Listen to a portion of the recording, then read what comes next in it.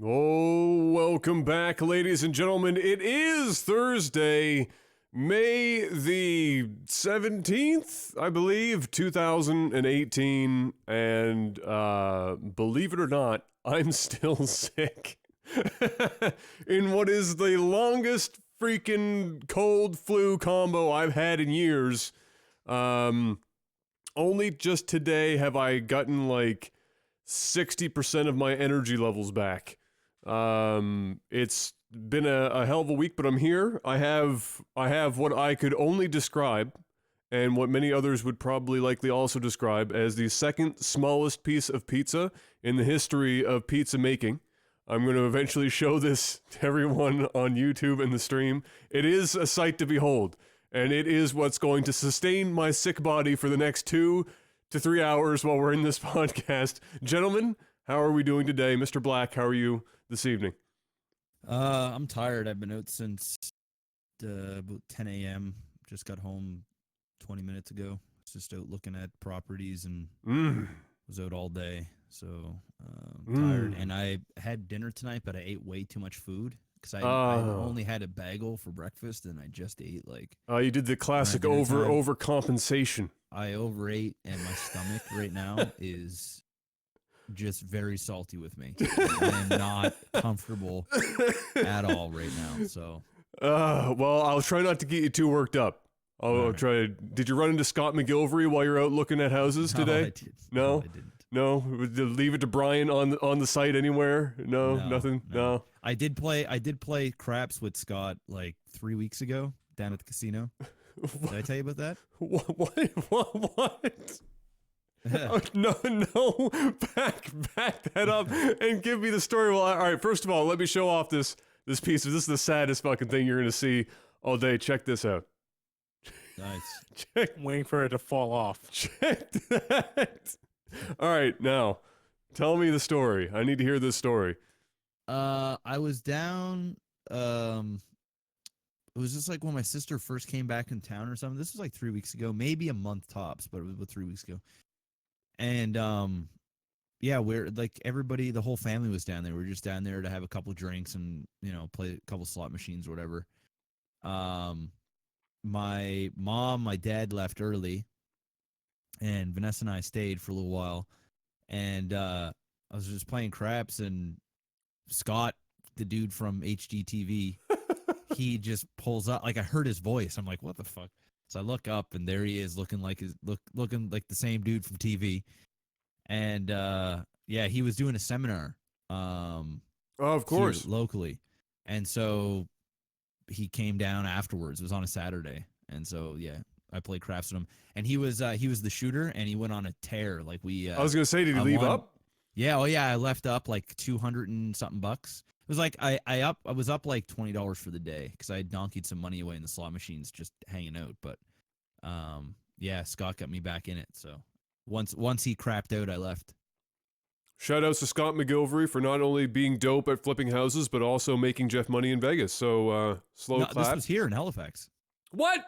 Yeah, this is here. What the fuck? He was here doing a seminar. What the fuck? Yeah. How? Well, okay, you know what? I'd ask the question as to why he'd do a seminar in Halifax for house flipping in this market, but I guess anywhere where people are willing to pay to learn, it doesn't really matter what the market is like. Shout out to Scott. Yeah, that was here. Panic, how are you doing? While I continue to eat this small piece of pizza, how are you doing today? I'm doing all right. I'm a little tired, a little sick, so I'm kind of like between you guys there. Let's go. And then I have a flight tomorrow at 6:55 in the morning, so that's going to be fun. Good. Where are you going? Are you going to a Scott McGilvery seminar on how to flip houses? I'm going to the Great White North, to the Vancouver side. Alaska. Of things.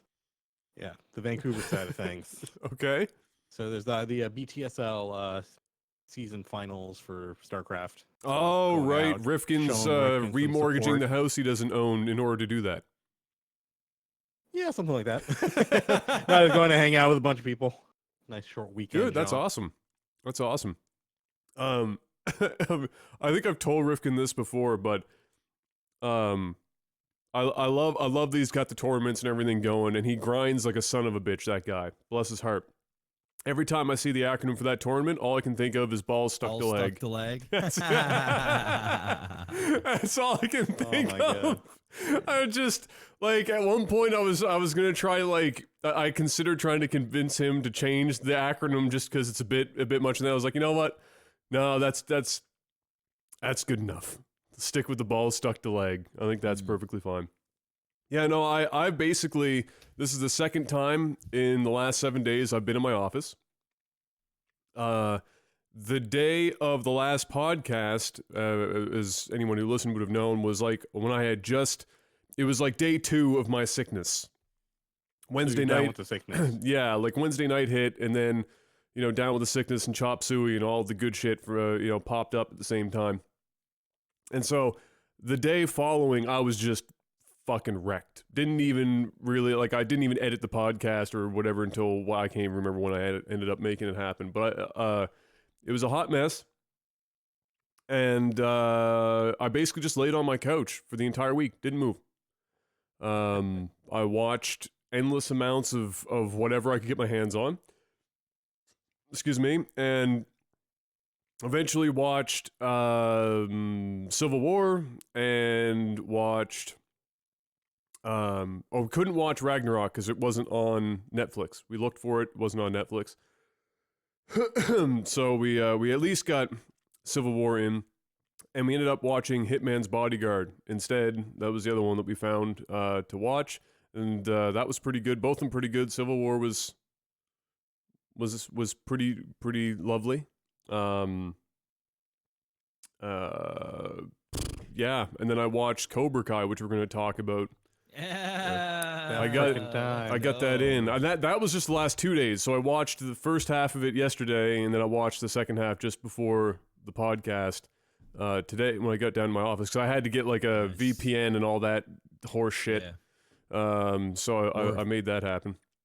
So anyway, yeah, that's been my week. I laid on the couch and did absolutely nothing, which means we're about 7 days behind on the move, which is always great. And so the next week is going to be a trip.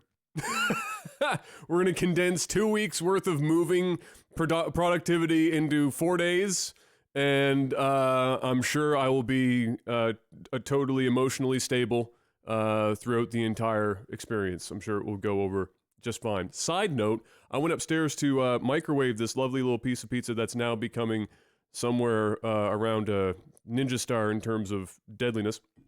And on the TV, which was turned off, it was just the audio playing in the background for when Rex is roaming around the house in his cat cone. Oh, that's the other thing that happened. Rex fucked his foot up, so he's in a cone of shame currently, and we're throughout the day we've got to kind of rinse his foot in Epsom salts, and then we've got to like put this little gel thing because like one of his toe beans We have no idea what he cut it on. There's even less shit in the house for him to cut it on because there's nothing like really left in the fucking house. He managed to make it happen. We took him into the vet, and yeah, he fucked it up like something bad. It like kind of like exploded, like his toe bean like fucking like popped open like a kernel. It's kind of crazy. So we're trying this. If it doesn't heal properly, they're gonna have to like pull skin from one side of the toe up over, stitch it down the other side, and then hope that heals. Hopefully we don't have to go that far because I don't have a house to remortgage to pay for whatever the fuck that's going to cost. So up to this point, we're not so bad financially, but my God, I can only imagine what they're going to want to charge for something like that. But I was up there and I hear in the background and somebody's doing lip sync battle, that LL Cool J show, and it was Creed. So now I've got Take Me Higher stuck in my head, and it's probably going to be there for the next 7 days. So I'll let you know. With arms wide open at him. Yes. It's good. I'm going to tell you, I turned the TV on because at first I thought it was Creed doing a performance, and I was like, what year is it and where am I? And I saw it was Lip Sync Battle. I was a little disappointed. And then the guy who was doing the battle looked like he could do my taxes, like just this like normal-ass kind of comb over like I've got with like this cardigan-y sweater, and it was the most lackluster performance I've ever seen on that show. It was so undersold. It was like, you can't do Creed and then go out and just fucking call it in. It's unacceptable. You got to give it your heart and soul. You got to think of those music videos. I would have asked for like a fan, you know, like Steve Vai does, like blow your hair back. You got to have some shit like that. Get a wig. Then you're talking. Jeff, I'm going to ask you this question. Do you think we should get Adam McCone a shame for the relevance of that little ramble in there? I think so. I think we could get him the cone of shame. Between the romaine lettuce and the Raptors and that rant, I think we get a cone of shame. We considered, Gabs and I, for the lulz, in case Rex ends up on the couch behind us today with the cone, fabricating a cone for myself, just for shits and giggles. But I couldn't get very close to the microphone with the cone on, so we scrapped the idea. But it was a production idea. It was there. It was in process. It almost happened. Maybe we'll do one for the social media, and we'll be hip like all those other kids and post pictures. There's been a fair amount of game stuff that happened this week for the first time in a long while, and I have to assume half of that's because we're approaching E3, and just it's kind of that time of year. But quite a bit has gone down. Some of the stuff we can run through pretty quickly. A couple of things might take some time to chew on. The first thing I've got on this list, then we can just kind of push through, I guess, to a degree. Rage 2 got its announcement trailer and its gameplay trailer released in the last week. And if you don't know what Rage is, do you gentlemen remember the original Rage? So, played it for like an hour. Yeah, I beat it. You beat it? Yeah, I get the full playthrough on my channel. Damn. Wow. What year did that happen? Oh, this was like 2012, 13. Okay, so it was still a few years after the game actually came out then. It wasn't like you didn't hop on that right away, because I thought Rage was like... No, I thought it came out around that time. Really? Am I crazy? I thought it was like 2010 or some shit. It was a crazy mega texture phase when all the game developers were like, we're just going to load everything into memory, and it's going to be amazing. And then it wasn't? They had the pop-in problems with it. Oh, it was 2010 it came out. I see. Rage, my very first part went up October 4th of 2011. Okay, so you were just like, you weren't that far past. You probably got in on like a sale on Steam or some shit and then just gave her a rip. I'm not sure. Yeah. Damn. Yeah. But yeah, Rage was an interesting game anyway. They were going for the over-the-top kind of action. It was a Bethesda game, a Bethesda shooter, or at least produced by Bethesda. No, id was a developer, right? It was published by Bethesda only. Yeah, published, and then id is, I guess, the proper dev on it, or who's the dev of this? Because it is an id Tech game. Is it id? Oh, I thought I always call it ID Software. No, it was id. Oh, I've heard both. It might be id. I don't know. Tomato, potato, potato. Yeah, id usually or ID does the tech work for a lot of Bethesda stuff anyway nowadays for the newer stuff.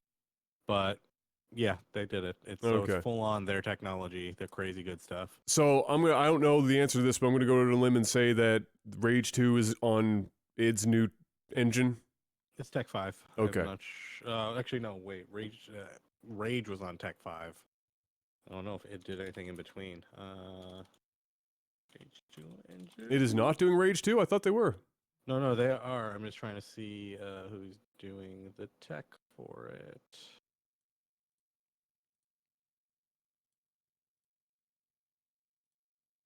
Yeah, it looks cool.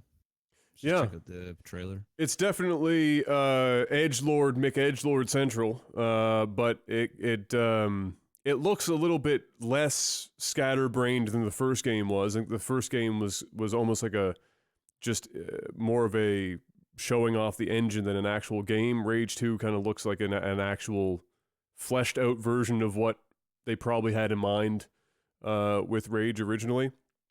But yeah, it looks pretty good. Well, I found that the first Rage was like, it was a mix between like Borderlands. It was like Borderlands and like Mad Max Doom Borderlands. Mad Max, yeah. It was like those kind of combined. That looks cool. The graphics look nice. Looks pretty. I might actually check that out. I was hoping you were going to have more filler there. I just took a bite. That's okay. Sorry. I was like, oh, Jeff's talking. Yes, I could take a bite. This is my time. So yeah, there you go. Rage 2. ID Tech 6. So that is the new one then. So it was used for, it's the engine they use for Doom, and it's the it's the last engine that what do you call it? John Carmack worked on. But they took on the render engine guy from CryEngine to take over. John Carmack probably wrote the entire engine on Notepad. That guy is A god. Yeah, so he's in terms of just sheer technical ability of conceptualizing and putting things together, he is possibly one of the best developers alive. In terms of graphical technology and how to like systematically and very efficiently do things, I don't know if we will have someone at his level ever. He is kind of the goat. Yeah, he's just like super efficient. He's not like he doesn't waste tech. His concepts are like clean and elegant, and he puts them together really well. It's actually really, he got bored of doing it, which is partially why we don't see new stuff. He wanted to move into VR. He's been doing a lot of other stuff since. Yeah, for that's sure. Part of the reason. Like a lot of like game engines, ID doesn't actually publish a lot of games on their engines, but the concepts they come up with are very, very detailed and very well done. So you tend to see them kind of like bleed into other engines once people actually understand the insanity that is John Carmack's designs. all I know, once they understand, they're like, oh. Yeah, well, all I know is that I remember watching just interviews and stuff with him and other programmers talking about him and seeing his code and being like looking into the fucking matrix, because the dude just like he's, I guess, and I'm not a programmer, but I guess the easiest way for me to put this is that from memory, from hearing people talk about him, is that he's very efficient with his code. There is no spaghetti code fuckery with John Carmack. Everything kind of has its he place. knows exactly what he needs to do. Yeah, it's done super efficient, which is I feel like a dead skill or a dying skill currently in the world of programming. So hopefully we don't go too long without another John Carmack, or game dev is going to suck. I don't know any other developer by name that's got the same skill set he does. Yeah. Like a lot of the other engines are like large collaborative efforts of massive groups, and they do a lot of cool things, but at the same time you run into the same large project problems where it's a lot of spaghetti code. You get a lot of mishmash of functionality. EA is a perfect example of this. Frostbite, phenomenal engine, but it's not elegant. And then they forced all of the devs to try and like band-aid their current systems into that engine, and just watched his shit unfolded in ways that nobody ever wanted. No Man's Sky. There you go, Jeff. Now, don't get too worked up. I know the stomach's a little upset. I can't, man. I'm fighting. We're in and out of this quick. The stomach battle right now. We're in and out. The next update for No Man's Sky apparently includes free, right? full multiplayer. Honest to goodness, the one that everyone thought was going to exist forever. And so, yeah, there you go. If you've been waiting, if you like the updates that No Man's Sky has had up to this point, but you were still sitting there going, man, I wish I could enjoy this shit with other people in the same place at the same time and not just be a floating orb. Apparently, that's happening. That so coincides with the Xbox One release, I think, right? I'm not entirely sure, but that would make a lot of sense.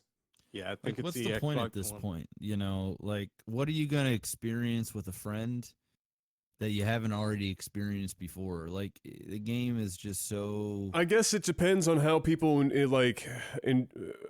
like for some people, going through a game and then going back through it in co-op is like a wildly different experience, despite the fact they've already done it. So like when I guess, you know, when I played Halo first, I beat it by myself, and then going back and playing it in co-op, despite the fact that everything was identical and just plus one player, Changes the dynamic. it changes the dynamic a bit. I guess from an exploratory game perspective, despite the fact that you've likely, you know, seen it all and done it all, doing it with other people is just enough to get people to feel like it's a different thing. Yeah. I know that's not going to be everyone, but but obviously, they haven't charged for any of this shit. So obviously the player base is big enough that they feel like it's still worth doing this stuff. Yeah, I mean, it's coming with the 4K updates, the HDR updates. So I mean, yeah, like Adam said, they're not charging anything. So for people who are already have it, I think it'd be cool it. for people that don't already own the game that thought about playing it.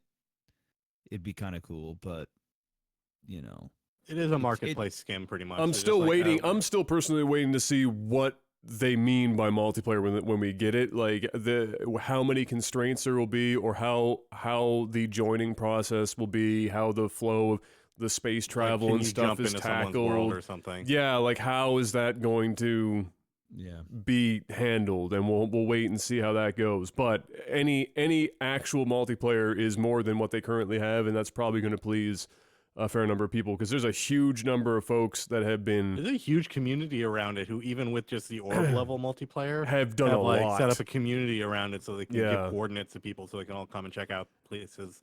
Yeah, it is. It's pretty crazy. So we'll keep our eye on that. Maybe we'll see. It would be a bold move. It won't be main stage, but I bet you we'll see some E3 stuff for that, just like a trailer or some shit, like a game, like a multiplayer trailer. We'll keep our eyes out for whatever comes out of that next. Microsoft's gonna pull that out in their presser. That would show ultimate desperation. But thank you for that segue. Ultimate desperation may be necessary. If you look at this next link, gentlemen, it's Video Game Charts has put together the year to date from 2015 through 2018 currently, the sales and market shares for the consoles.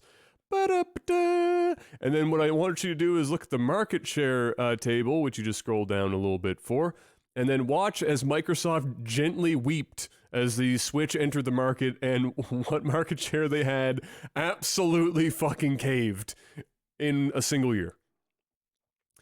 So how it basically started out was in 2015, as you might imagine, PS4 was 71% of the market, Xbox One 29%. So like a solid 70-30 split. That's pretty rough for Microsoft, but we've already been down the road as to why that happened to Microsoft 1,000 times. No rehash needed. It happened. 2016, they basically didn't go anywhere. It was identical for all intents and purposes.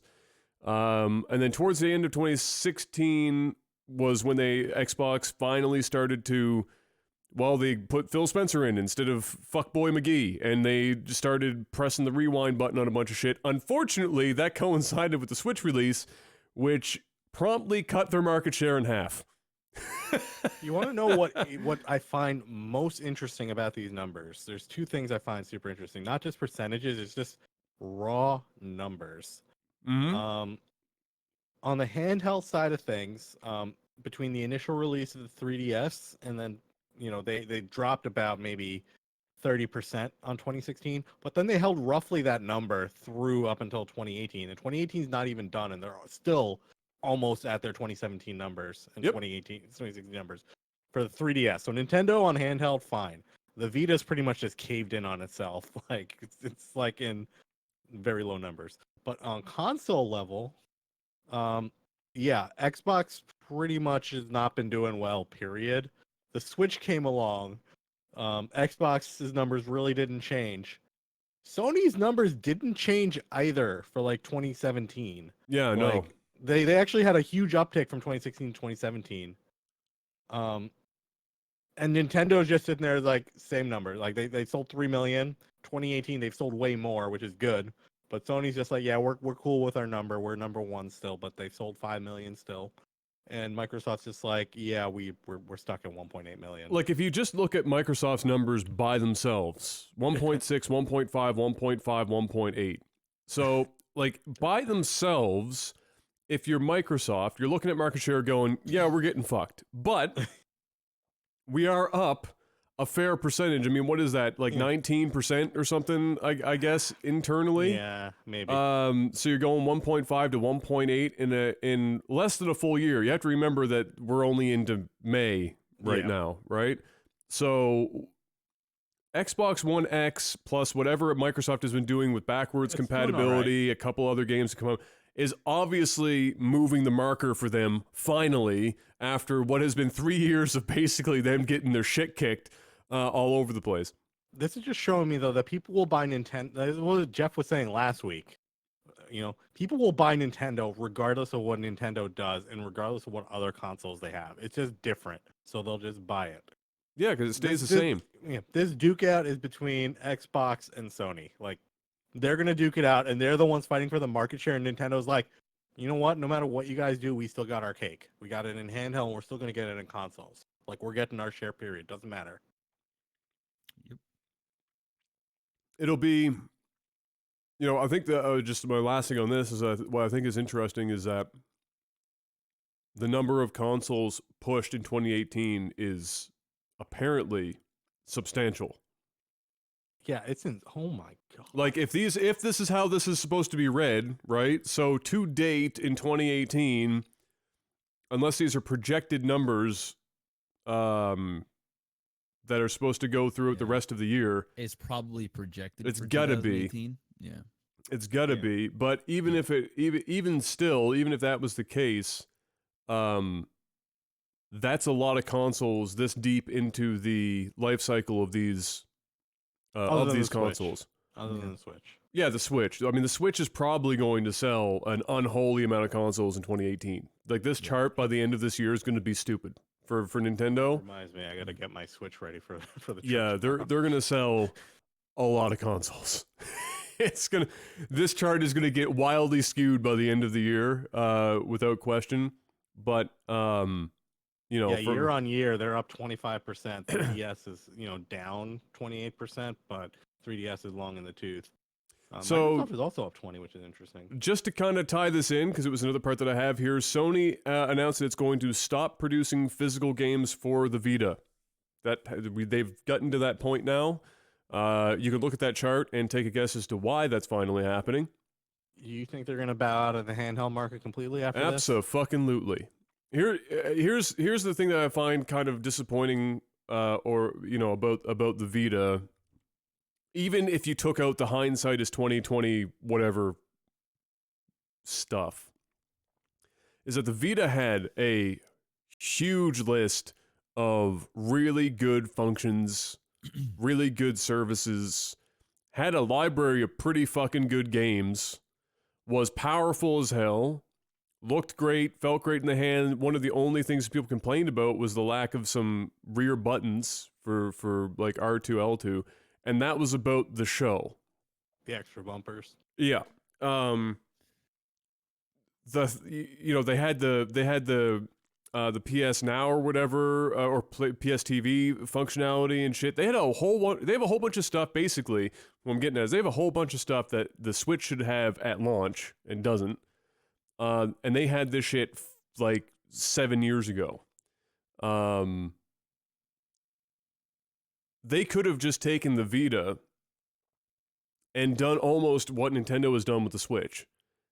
You add an HDMI out jack on the Vita, and all of a sudden you have a Switch 7 years before the Switch enters the market, with graphics that are, even though they're 7 years old, are not so dramatically shittier than the Switch that the conversation would get awkward. I mean, the games were not that bad looking even back then. So like it's I've always found the Vita to be a very interesting handheld or console or just product, because I've never understood why Sony supported it so much. At least it supported it in Japan more than it did over here. It didn't support it nearly as much here as it did over in Japan. But why they supported it so much and gave it all these games and all this, all these functionalities and stuff that were so good that bled over into like their PS4 and other people's consoles, and then eventually the Switch. But not support it but not give it the marketing it fucking needed, or doing something. Like, I feel like they left it dead in the water. It was almost like it's the Sony version of the Wii U, but the difference being the Vita was actually really fucking good, and the Wii U was not really good. Just odd. It's very odd to me, and it's a shame. I mean, it was definitely caught up in an awkward time, for sure, and it can't be ignored when smartphones really took off, and gaming on smartphones was really big. But now at this point in the market, there is a much more defined line between mobile gaming and handheld gaming than there was when the Vita was originally on the scene, and it was an expensive piece of hardware. But I always felt like it could have done so much fucking better. Like the fact that it is this long into its life cycle, still selling hundreds of thousands of units, and it's being played as much as it is. Again, I think less in North America than in Japan. And there's still people still releasing games on this thing. I always thought to myself, what would have happened if this had gotten some real fucking honest to goodness support from a marketing position from Sony? Because when's the last time that you saw Sony like mention this shit outside of a random press release? Like, I just think Sony. I try not to talk too much because my stomach is dying, but I think Sony just knows their role. I don't think it'd be worth the push. I don't think it'd be worth the advertising dollars. I think the people that are going to buy the Vita are the people that are going to buy the Vita. It's just one of those things. Like you cannot compete against Nintendo when it comes to handhelds. You just don't do it. It's a waste of money. It's a waste of time. And when they've already sold as much as they did, like the PS Vita isn't a failure. I mean, no, it's not a failure by any means. No, it's I just done think well. It's just at the end of its life cycle. Yeah, it's been around since what, 2015? I just always thought it could More do than that. do much better. Yeah, it's actually been longer than 15, I would imagine. No, it's like 7 years, bro. It's getting up there. Yeah, 2010, 2001. So, I just don't think it's money well spent for Sony. 2013. Yeah. So, I mean, we're still, it's at the end of its life cycle now, and it's fine. It said physical copies. I'm sure they'll still be digital and downloadable and things like that that'll come out. Vast majority of people that I've owned a Vita, I've had a Vita early on, or I love the original I got it like PSP. 3 years ago. Yeah. And, it's the graphics were nice, like you said. You look at it and you go, I'm kind of with you. I see where you're coming from, because it is kind of like when it came out, it was sort of ahead of its time. It was like it had a lot going for it. It was sleek. It feels good in the hands. The screen was nice. Even the sound that came out of the thing was good. The games, a great selection of games that translated well on the handheld. You made a good point about cell phones. Cell phone gaming started to become a thing. And also, I don't think Sony wanted to compete too hard against the PS4 as well. You gotta, there's this fine line where it was almost like, hey, do you like the PlayStation 4? Well, you can kind of have it on the go with the Vita, and sort of get the same experience. They weren't selling it as, like say the Switch, play the console, on the road, like get the same experience. It was just, the Vita is just the Vita. Same with the PSP, right? It's the same deal. Once again, sort of ahead of its time, besides the weird discs that they had there and the whole movie thing they had going on. That was a bit of a failure, the whole movie thing. Yeah, it was starting a new format in general was a bad idea. That was bad. Yeah. But, it was sort of the same deal. It was sort of ahead of its time. It looked great. Games were fine. I think a lot of people use the Vita and the PSP stuff more for modifications here in North America. A lot of people play ROMs on it. They jailbreak it, and that's the fun thing to do. Definitely bigger over in Japan. Definitely more played in the Asian market than the North Monster American Hunter market. was used a lot on the Vita for sure before it started to hit 3DS. Oh, for sure. But I get what you're saying. I just don't think. I think Sony played it smart with the Vita. It's lasted a long time. It sold really well. There are some diehard collectors for the Vita too. It's a good console to collect for, and you can do a lot with it when you jailbreak it. So it's cool.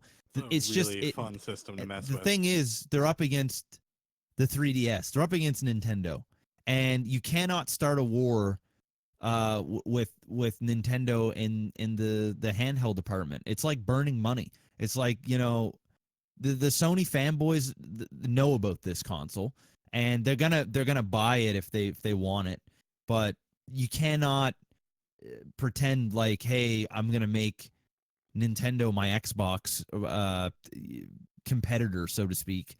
They know their role. They shut their mouths. Nintendo runs away with the thing, but they almost pretend they're not even handhelds. It's like a totally different thing.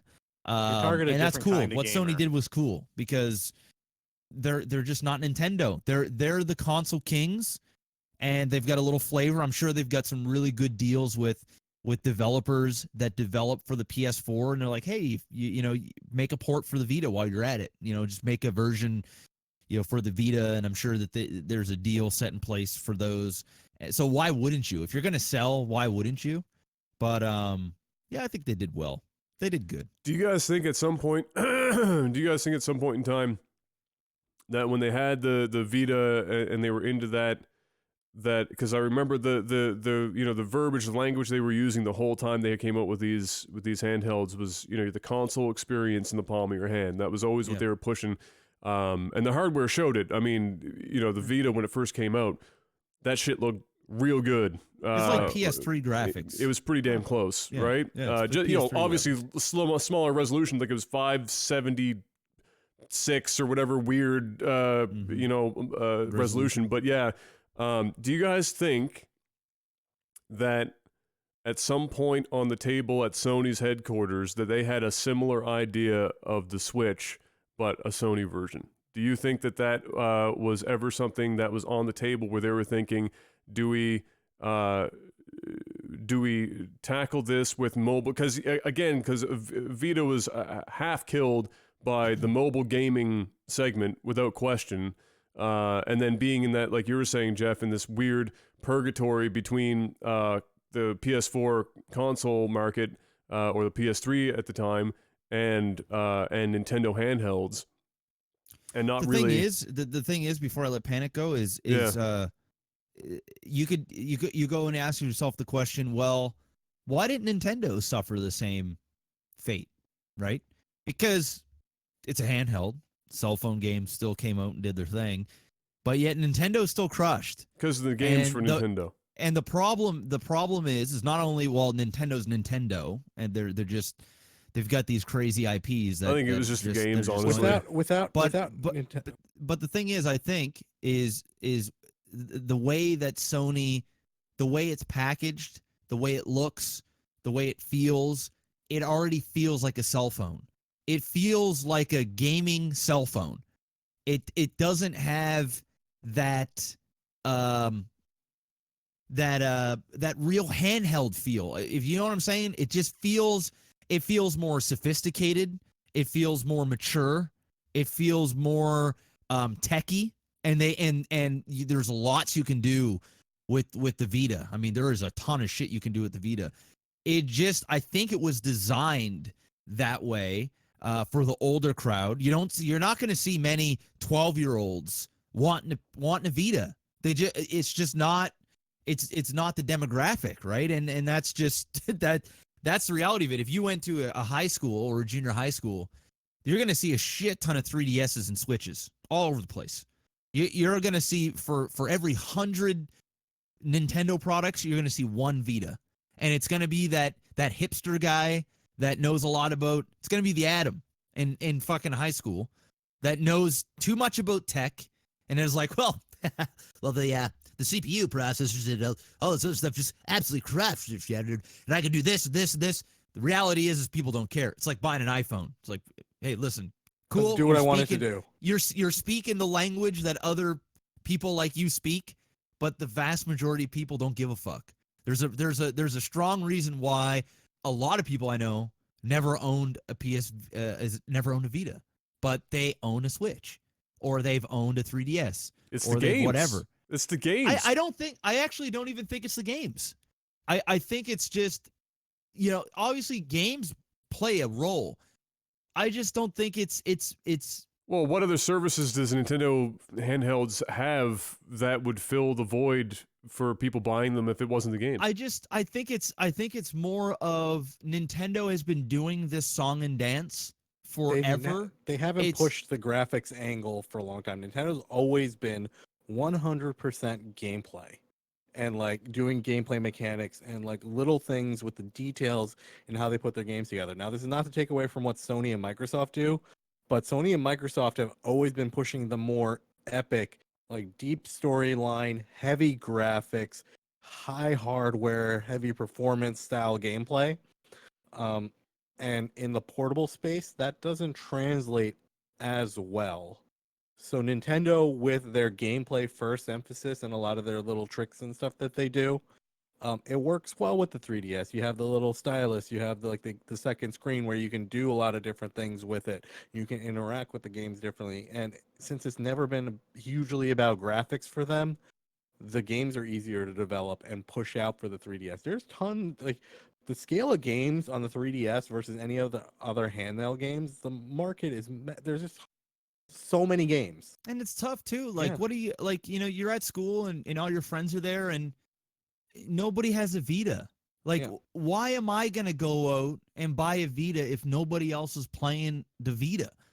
You just kind of go with the crowd. You kind of go with what is cool. You do your Radio Link battle thing on the 3DS with your friends. You go and Nintendo's just always done a great job. They've been doing this shit since Game Boy, right? So once again, we talked about that on the last podcast where they've conditioned their buyers to want to buy this stuff, and so much so they have such a reputation that even guys like me and maybe even Adam to an extent, that especially guys like me that don't really have any interest in handheld games. I'm a PC gamer, don't really travel too much to play handhelds. I'm not really the type of guy that's going to sit in bed and play too much handheld stuff. So even when we have a decision to make on, hey, are we going to get a handheld? All right, I guess I'll spend a couple $100 or whatever.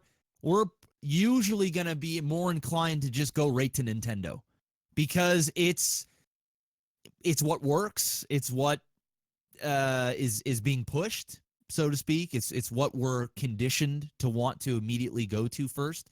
It's like most people with cell phones. If there's an older person, like say my mom, somebody middle-aged, and they need a new cell phone, and they've been stuck on Razor cell phone or some shit. They haven't upgraded their phone forever. Everybody kind of has a parent like that where it's they're still using old tech from fucking 15 years ago. And they're just oh, it works. It dials numbers and I can text. One of my coworkers is on an iPhone 6 or something. And he was talking about how he just upgraded today. And I'm like, wait, what? And then they go, okay, work's going to pay for a new cell phone, or it's, kids are going to buy one for Christmas. They can't stand to see me on this old shit box anymore. And the first thing that most of them are going to say is, well, let's go get an iPhone. Let's go check out iPhone. And it's not because iPhone's better. You know, you can go in the argument on both sides. We're not going to get into that, but I think it's safe that, well, the X, I guess, really does have some of the best hardware right now, but you're going to pay fucking, you're going to literally remortgage 3 houses to go buy one. But for the most part, people are going to go with what is the norm, what they're used to, what they're used to seeing, what other people are doing. And also just sort of a name. It's like a seed that gets planted in the back of your brain. You're driving around for fast food, and there's just, there's a McDonald's in every corner. You just know where every McDonald's is. And so you just go there. It's like you don't even want to go. Like, fuck, I don't want McDonald's. But, driving 10 minutes down the road is just too much effort. There's one in every corner, so I'm just going to stop at McDonald's. Sort of the same things with cell phones. When new people are getting in there, or there are people like Adam that are a little bit more inclined to know what they're spending their hard-earned money on, and they want to do comparables. And that's when they realize that, holy shit, the PS Vita is pretty fucking awesome console. Well, this is like an unsung hero here. What's going on? Why isn't this thing being bought? Like, why doesn't my friends all have one of these? And so some people will go out and opt to buy that, and they'll enjoy it. They'll go, man, I really fucking enjoyed the Vita. It doesn't mean the Nintendo Switch or the 3DS is a bad console by any means. They just serve different purposes. And I think that the way it's been marketed, or lack of marketing, what you would say, or the lack of wanting to really push and say, guys, we don't suck. Like, we're actually a pretty fucking awesome console. You should be buying. If you're not going to buy, you should at least look into it. Because most people, in at least North America, they don't even really look at the Vita. It's almost like it doesn't exist. It actually bombed out mostly anywhere that's not Asia. It bombed out kind of. You just don't see it. Like, even when I'm on Kijiji or Craigslist, killed it in Japan. Every collector I talk to, there's like 1 or 2 collectors here locally that collect for the Vita. But beyond that, it's a tough sell. It's a tough sell. Because everybody just wants the Nintendo products. It's just because that's what they're used to. Yeah. And so I think they played it. I think they played it smart. They made their money. Sure, they might have made a little bit more, but would they have then taken away from the PS4 a little bit? Are you asking your consumer to buy one or the other? They went with the other tact with the Vita too. They added a lot of that remote play feature stuff. Like, the whole original point was like the whole console at home and console on the go thing that Adam was talking about. Sony kind of did start it with the Vita with the remote play, so that if you had the console version of the game, you can play it in high quality on the Vita, while you're just sitting on the couch or whatever. So, they kind of had that inkling, but at the same time, they required you to kind of have this, like, patchwork framework of Sony products to make it work. The reason why I asked earlier, do you think Sony is going to try another portable, is I think they might, not necessarily right now, but when 5G comes out, like the mobile networking stuff, they might, because that would have enough bandwidth for them to be able to, like, use like the cloud streaming stuff for games, which might make a portable interesting for them, because they can have the high quality games that they have for the PS4, whatever, but they'd be able to kind of push that out over a network. So you can download onto a console. But yeah, and that's possible. I guess the caveats. I don't think they're done yet. They might give it one more go, I think. The caveats with that would be people's cell phone bills, or data bills. It depends on how 5G gets rolled out. Yeah, because like if we're talking some utopian future where 5G is just fucking tossed out free for people to get their hands on. Then yeah, but if not, then because the reason I bring it up is I saw some analysis on Sony. Their smartphone division is just in the shitter. They are not doing well in smartphones at all. But they are still pushing at it, and the main reason they said is network technology around 5G. We have interests in using it and leveraging 5G technology across other Sony departments and groups.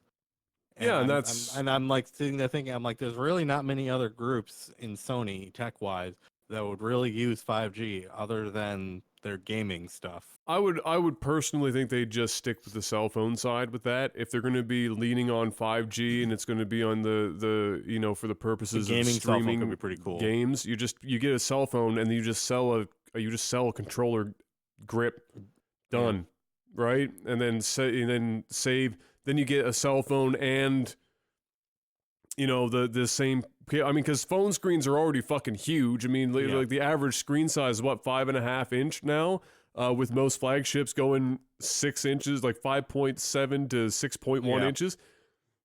That's bigger than most older portables anyway. Yeah, like by no small margin.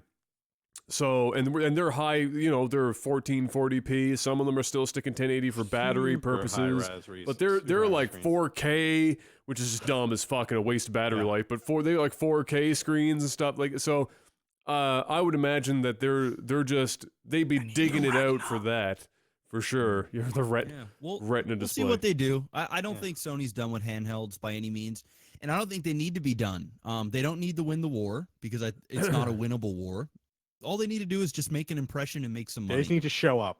They need to show up. And I think really that's all anybody needs to do to be successful in a handheld. If you're just backing off your name, like if Xbox came out with a handheld, it would have to use its name and just kind of do it that way. And I don't think it would be a complete and utter failure by any means because Nintendo dominates so hard. I think Microsoft there is a market that wants something different. They just want something different. Yeah. And so you're going to sell regardless. Obviously, you're going to need some good games, some good tech. But I think we're going to wait a while before we see another console come out, a handheld from Sony.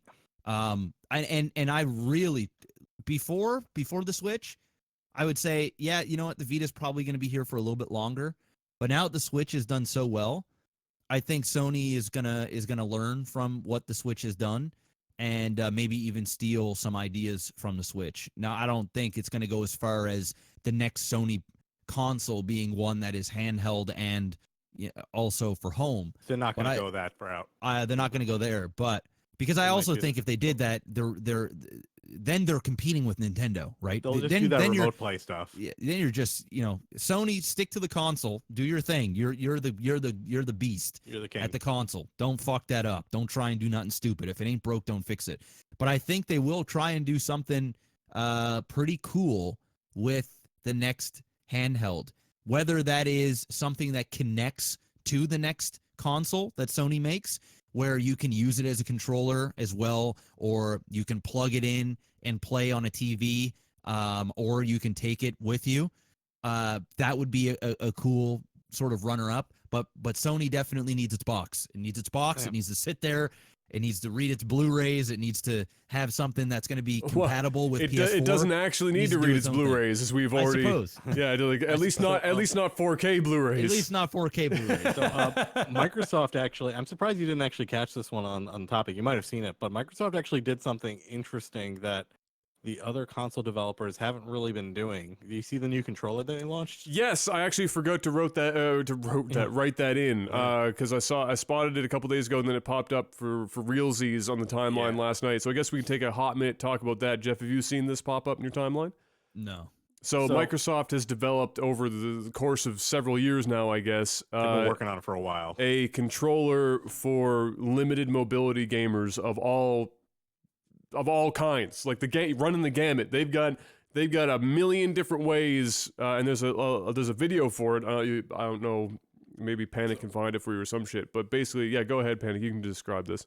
Yeah, so it's pretty much like this. It's like right now when like a disabled or handicapped gamer or whatever needs to actually use a controller or something, they have to come up with these like crazy hacks or rewirings or modify things or get things like all these crazy additional controllers to actually do it. And it's different for every person depending on what mobility they have.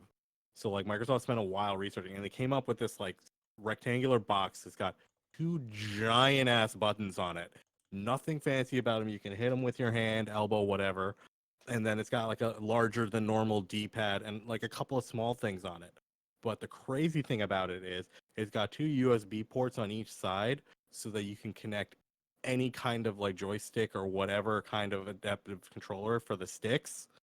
And then for every single button at the top of the controller, there's a 3.5 millimeter headphone jack, one for each button type, because that's the standard that all like the disabled controllers use, is just a headphone jack. So you can plug in whatever kind of like thing. So if you need to bite down to trigger a button, you can plug one of those into the A key. If you want to have a pedal for, to trigger, your X key. You can have that. And they have like everything down to like the freaking like Xbox button on the controller. Wow. And they have like it's like some ridiculous number of those. So I was looking at it and I was just like, one, that's pretty cool that they're at least trying. This is like the first controller coming out from a first party that's actually targeted for, disabled gamers or adaptive gameplay. But I was also just looking at it from my perspective. That's actually pretty cool for like people who want to come up with interesting control schemes for different things. Because now you can take that controller and come up with all sorts of other crazy things. Like if you wanted to use a VR controller or something in some way. Yeah. And it all maps to just a standard controller. And that shit will work with the PC. You could also do some really fucky shit too. You could be like, you know what? I'm going to do a full playthrough of this game only using my feet. Yeah, the guy was demoing. Like just doing some crazy cool. How many different ways is Dark Souls going to be beaten now? Dude, the guy demoed. He's like, the guy demoed a way to. He's just like, there's a guy who didn't have any hands who wanted to play Rocket League, and he demoed a way to play Rocket League with there's just like a little ball thing that sits by your head. If you hit it with your head, it'll jump the car, and then you can control all the rest of the controls of the car with your foot and your knee. There's just like this control thing that goes around the knee that you can go left, right with it, and then you can use your foot to just actuate front and back and stuff. So the guy like did he's like full control with one leg and your head for Rocket League. That's pretty cool, man. Yeah. Good on Microsoft. I can't really critique that in any way. I mean, just and it's something they're obviously not going to make money on them. Like you're not going to sell enough of these to make. I don't know. I can definitely see some streamers picking them up to do some crazy controller shenanigans. Oh, for sure. I would. Yeah. I would do some fucking. You can make your own DDR controller. Right? Exactly. You literally make your own DDR controllers. Very, very cool, and it's a product that has good intentions, and you can't really complain about that. Having people that are disabled, or whatever the case may be, being able to enjoy the things they love just as much as you or I. And kudos to them. Straight up. Yeah, and it doesn't look like a half-assed attempt. It's about the most complete. It's like the most complete looking, controller I've ever seen. There's some love that went into that thing. When they were trying to pitch it internally, when they were trying to pitch it internally, all the business side was like, well, how many of these are going to sell? And they knew they weren't going to sell a ton. So the guy, and it was a passion project internally, but they were just like, look, it's not about selling the numbers of the controller. It's about increasing the number of people that can play the games. Yeah. Because that increases the market also. So they were just like, we're not necessarily looking at raw numbers. We're looking at being able to increase the number of people who are going to be able to buy all the other games that they haven't been able to play before. Yeah. Yeah. Well, that just makes me happy. That just makes me happy. That's a feel good. Like, as a guy who doesn't even own an Xbox One, it makes me want to go buy an Xbox One S to support fucking cool shit that they're doing, right? Yeah, I think it's really cool, and I can't wait to see. I mean, there's a number of Twitch streamers that are limited mobility or disabled in various ways that are probably super fucking jacked. Good to go. Yep. To be able to get their hands or not on this controller, and use it. Yeah. And be able to play their games without having to come up with like these crazy fucking Band-Aid solutions. MacGyvered exactly, things they got going on there. They can like take all the MacGyver controllers they have already and interface it to the one box and just connect it easily. Yeah. You don't have to like hack anything software side. Yeah. It's crazy, crazy. So there you go. So good on Microsoft, 10 out of 10. Thank you for catching that because I meant to put that in this list. So I saw that earlier today and I was like, oh, that's actually cool. Yeah. More from Microsoft. State of Decay 2, which is a game we talked about, one of the few exclusives that Microsoft has in the wings right now, has started getting reviews. They are all over the place. And a lot of people complaining about a whole smattering of bugs.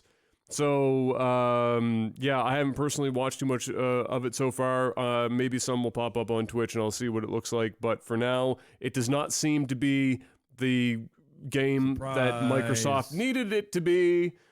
The Crew 2. People who are salty about not getting into the State of Decay early access. Oh, really? Also, Like they were like subtweeting, going nuts, and it started a whole thing. It's actually pretty funny.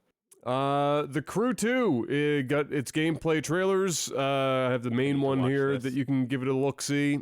The Crew 1 kind of fell a bit flat. It was a bit mundane in considering what it was trying to do, and I felt like the first one failed. You played it too, right? Yeah, well, bits. I played it for a little while. I actually really enjoyed it up until I just stopped playing, and I don't know why. I feel like the Crew suffered, the first game suffered a lot of I'm trying to do way too many things as a game, and it's resulted in everything being kind of just whatever. And the Crew 2 looks like we're trying to do way too many things, and nothing's going to be particularly amazing, but it will look good. It's like Sony's version of Horizon. Yeah, but way more. I mean, they're trying to do a lot, like a lot more. Airplanes, motorcycles, speedboats. Speedboats, everything. Sunday. Pile of ass. All I really ever want to see in a racing game is friggin' cars, motorcycles, and trucks. I don't need boats. I don't need planes. If I need that shit, I'll go play GTA. Yeah, it's weird to like I felt like that was if there was going to be another one, you know, when they first released the original, I thought the next one maybe they're gonna distill these ideas, refine it a bit, maybe not choose so many different things to be doing all at the same time. Just give me a friggin' street racing, full on tune everything, but like a hardcore street racing experience. Like I'm watching. Like something. This is like everything racing in one game. Yeah, I'm watching F1 cars driving down like New York streets and shit, thinking, what the fuck? Like, yeah, cool conceptually, I guess, neato, but the one thing I'm going to give it is that it shows well in the trailer in that it looks pretty. Yeah. That's about as far as I can go. It looks all that pretty, honestly. Like there's some nice lighting. The lighting is good. The lighting is what sells it. Nice, but you know the planes look like ass. The speedboats look like ass. This looks like it's on par with Horizon. Like it's Horizon with slightly better or just more realistic skewed lighting. That's kind of what it is. We'll wait and see. I guess how it goes, but there you have it. We'll probably see more at E3. Yay. The Crew 2. Strap yourselves you guys in. See the new Halo game announcement? What? The new Halo game announcement? No. Oh, Microsoft is not quite doing it, but they're jumping the shark. It's Halo Arcade. It's called like Fireteam Raven or whatever. I'm out. You've already lost. You've lost me, and we haven't even gotten to the first sentence yet. It's literally like a full-on like Time Crisis-y light gun Halo experience. Hold on, 4K arcade cabinet. Whoa! Back the fucking fun bus up there for a second. I'd rather buy the Crew 2, honest to God. Did you just say that this is Time Crisis Halo? Yeah, they jumped the shark. That's what I led with. I'm putting a link into the doc so you guys can bask in the shark jumping. This is not. You can't be serious. I refuse to believe that that's actually out of all the Halo things they could announce. This was it. I think there's a reason they didn't announce this like later. Like, did they not want to go pachinko? And so this ain't happening. This ain't happening at E3. They partnered with like an actual arcade cabinet company to build this thing. Are arcades making a comeback right now, and I'm just completely blissfully unaware? A little bit, not huge, but they are coming back. Because like got a lot of like barcades and stuff. This is like I think gonna be Dave and Buster's exclusive for a while. Because like I know at our theater that we go to, Jeff, they really expanded the ever living shit of the arcade out into like the main foyer to the point where there's not even a real entrance to the fucking theater anymore because they've just blown the arcade out. With a theater. That's what it is. Yeah. It's just a massive arcade now. It's an arcade with some cinemas. Arcades with bars work really well. So it's like that's why it's kind of making a resurgence a little bit. You know what this Halo thing can do? Suck my black dick. Yeah. Slob all you don't over like my light knob, guns, Jeff? Cup my balls. That's what it can do. Is this where the Halo franchise has come to die? Apparently. Is it come? Like, I saw this. I'm like, really, guys? Like, no Halo 6. This is what you're announcing? Yeah, this is it. Well, This is we're what gonna get we've Halo got. 6 at E3. Like, don't get it twisted. We're gonna get Halo 6 at E3, but this is some shit.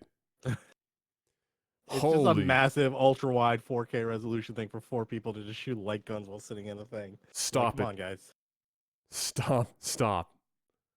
I mean, maybe I'm hating on fun, but just stop. I don't know. Just no. Like, are there really? Are there like? What's the audience for people wanting a Halo arcade game? Nothing. There is no. Apparently enough that they're making it. Like, there's none of it. The only thing that the reason why it's being made is because if you have a shoot 'em up, you have Time Crisis, House of Dead, Terminator, and Halo. People are probably going to walk over to Halo and put money into that machine. Oh God, that's fair. It actually looks. What did you find now? This actually looks awful. There's a YouTube video about it. Oh God. Okay, post some of these in chat for the poor people watching this on the stream right now. Oh God, why? Raw thrills and play mechanics with Those an are like X. the only 2 arcade cabinet companies left in this country. Halo, Fire Team Raven, coming to a shitty arcade near you. All right, let's move on. I'm just watching this. My in childhood collaboration with 343 Industries. Just my childhood is dying before my eyes. What childhood? It's dead. Hello, darkness, my old friend. All right, well, moving on from whatever the hell that was. What else do we have? Oh, here's some uplifting news. Call of Duty Black Ops 4 has no campaign, but it has a Battle Royale mode. Saw that. And coming out on Battle.net. And yeah, exclusively to Battle.net on the PC. I'm going to be the first to admit that I did not think Call of Duty was going to go Battle Royale because I couldn't envision how the gameplay of Call of Duty would translate to Battle Royale, but here we are. What are our thoughts on Call of Duty having Battle Royale? There might be more information out there than the fact that it just exists that I'm unaware of. But I'll end up seeing more of this shit as it comes. But right now, all I know is that Call of Duty 4 has no campaign. It has zombie mode because people love zombies, and now it has Battle Royale. I can guarantee there's going to be a Battlefield Battle Royale. Yeah, I can guarantee. That I've always thought was going to happen. It's going to happen this year. You're going to hear about it. Yeah. You're going to hear about it in the next few weeks. E3. It's going down. Yeah, it's 100%. E3, listen, EA main stage. Listen, Bad Company Battle Royale or something. I guarantee you. I am Battlefield. I just think Battlefield Battle Royale is probably is the show. If they do it right, they'll be the ones that win. I think they already had the massive battle. I am absolutely burnt out of battle royales. I'm just being straight up. Now, it's okay. It's okay, and it's mainly because Fortnite. I am seeing Fortnite everywhere. For like, it is actually kind of insane. It's one of those things that's got so popular that I actually hate it just because it's so popular now. Like, I've become that guy. Actually getting to the point where it's like I'm still playing it. I still play it, once in a while. But it's to the point where I almost don't even like looking at it because I just see it so much where I'm just like, and it's not because it's a bad game. It's a great game. It's a great game. It's the best. Jeff best Thanos battle is in royale it now. Just like, holy sweet mother. When it comes to Call of Duty and Battle Royale, I'm not gonna lie. I kind of like it. I kind of like the idea. Okay. I like that that Call of Duty is getting a change. Is it switching up the formula, which I think they need it to do for a long time. And I'm not talking about jetpacks and jumps and Call of Duty in space. Well, I mean, just to clarify, Call of Duty 4 for everything outside of this Battle Royale, Call of Duty 4 is Call of Duty 3. Black Ops 3, I mean. Like, every people, I've already seen people say this is, except no campaign. So strip the campaign out, everything else is identical. plus. So Battle Royale, to your point, yes, absolutely, it is new. I just wanted to clarify that. Yeah. That it is the thing. Yeah. Go ahead. Yeah, and I think it's the right play from them right now. I think this is going to be one of the hottest selling Call of Duties of all time. I think it's going to not suck. I think it's going to be, as long as they have the same type of gameplay, but they put it in a 100-man battle royale. It's a big map. That's going to be a very cool experience. That's going to be very, very cool. Fast paced, Call of Duty style battle royale where there's stakes at you get killed drought. I think it's especially if you can go around and collect items. You can get armor. You can get all these different things, like maybe even different level of armor, like colors or whatever they do for the guns, different types of grenades. I think that's great. I think it's going to do really well. I'm going to buy it just because I've been listen, I'm not a Call of Duty hater.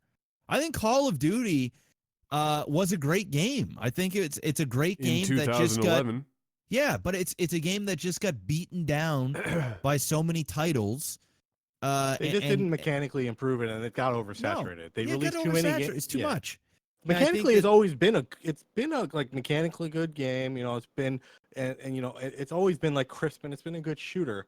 But the problem is they kept releasing it over and over and over again without like giving us anything really new. It's like, and the thing that struck me wrong about this whole thing was now there's not even a campaign. I played the Call of Duties for the campaigns, and then I played a bit of multiplayer. Like, there's so many shooters out there. I don't really have to do any multiplayer in shooters because there's just so many of them. I can just pick any of them up and just get my shooter fix. I played them for campaigns and stories and stuff, but now they're not even there. And even then, the last couple of Call of Duty campaigns have been getting kind of stale because they haven't been doing anything new. I've always enjoyed the Call of Duty campaigns, no matter how shitty the gameplay may or may not have gotten, or the lack of improvement. It wasn't even shitty campaigns gameplay. Were fun. You play for 8 hours. Gameplay. Yeah. It's a good time, good cutscenes, usually good voice acting. It was just over the top ridiculousness, but it was fun. It kind of sucks that there's no campaign here, but at the same time, you get the replayability of a battle royale. Yeah, I think there's enough content there to gouge the $80 price tag that us Canadians are going to have to spend on this game. And battle royale, if it works well, this is going to be a disruptor. You're taking the beloved Call of Duty franchise. You've had the B team coming in, and you're mixing it in there with battle royales, and you're bringing it on BattleNet. Whew. Yeah. You had the B team playing all this time, and now the big guys are coming in saying, "Yeah, you know what? We're gonna do what you're doing now." Yeah, I'm okay with this. I'm actually, if it I'm improves the happy quality with of the this. game, This is gonna make other battle royales step their game up. This is gonna force Battlefield's hand and announce a battle royale, which is gonna be amazing, and also gives more legitimacy to games. I shouldn't say like Fortnite, because now Fortnite is just they're the fucking gods. I mean, Call of Duty. Fortnite is the Nintendo of battle royales. They're not competing with anyone else. They're so and especially not a Call of Duty battle royale. Call of Duty's market is PUBG. It's the arcade simulation. Yep. Real guns from real life, real people. It's not cartoons. Tell you, PUBG loses and shit. here. PUBG well, loses obviously here it loses here. horribly. I mean, it lost to itself. How could it not lose to Call of Duty? I mean, it's and that's what I said. I had a tweet about this earlier today when I saw this, because I watched the live announcement for this. It popped up in my Twitter feed when I watched it on the couch, and so my first thought was, okay, so Fortnite is in a world of its own because it's like Nintendo. It's the cartoon battle royale. It's there. It's already it's whatever. Now it's about the genre gap that's there is who is going to reign supreme in the more realistic looking and playing portion of the battle royale genre.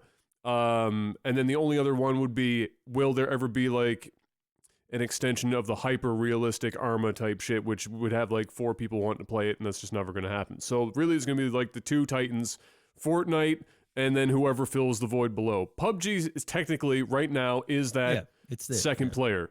by default because nobody else is doing it well enough for it to matter. They're coming. But now here they're coming. They have right? to look at Fortnite. They can't just sit on the sidelines anymore. Investors, shareholders would be like, "You better make a motherfucking battle royale, bitch, or I'm pulling my shit out and slap moving." the Call of Duty and Battlefield name on that bitch and get it out. Yep. Q3, Q4, get it out. Make it happen. Sell it. And so that's what's going to happen. And we'll see. We'll see how for the first time how PUBG Corp reacts to honest to God direct competition. Fortnite was direct competition in the streaming space, but this will be direct competition, I think, in just the genre itself. And it's going to certainly force.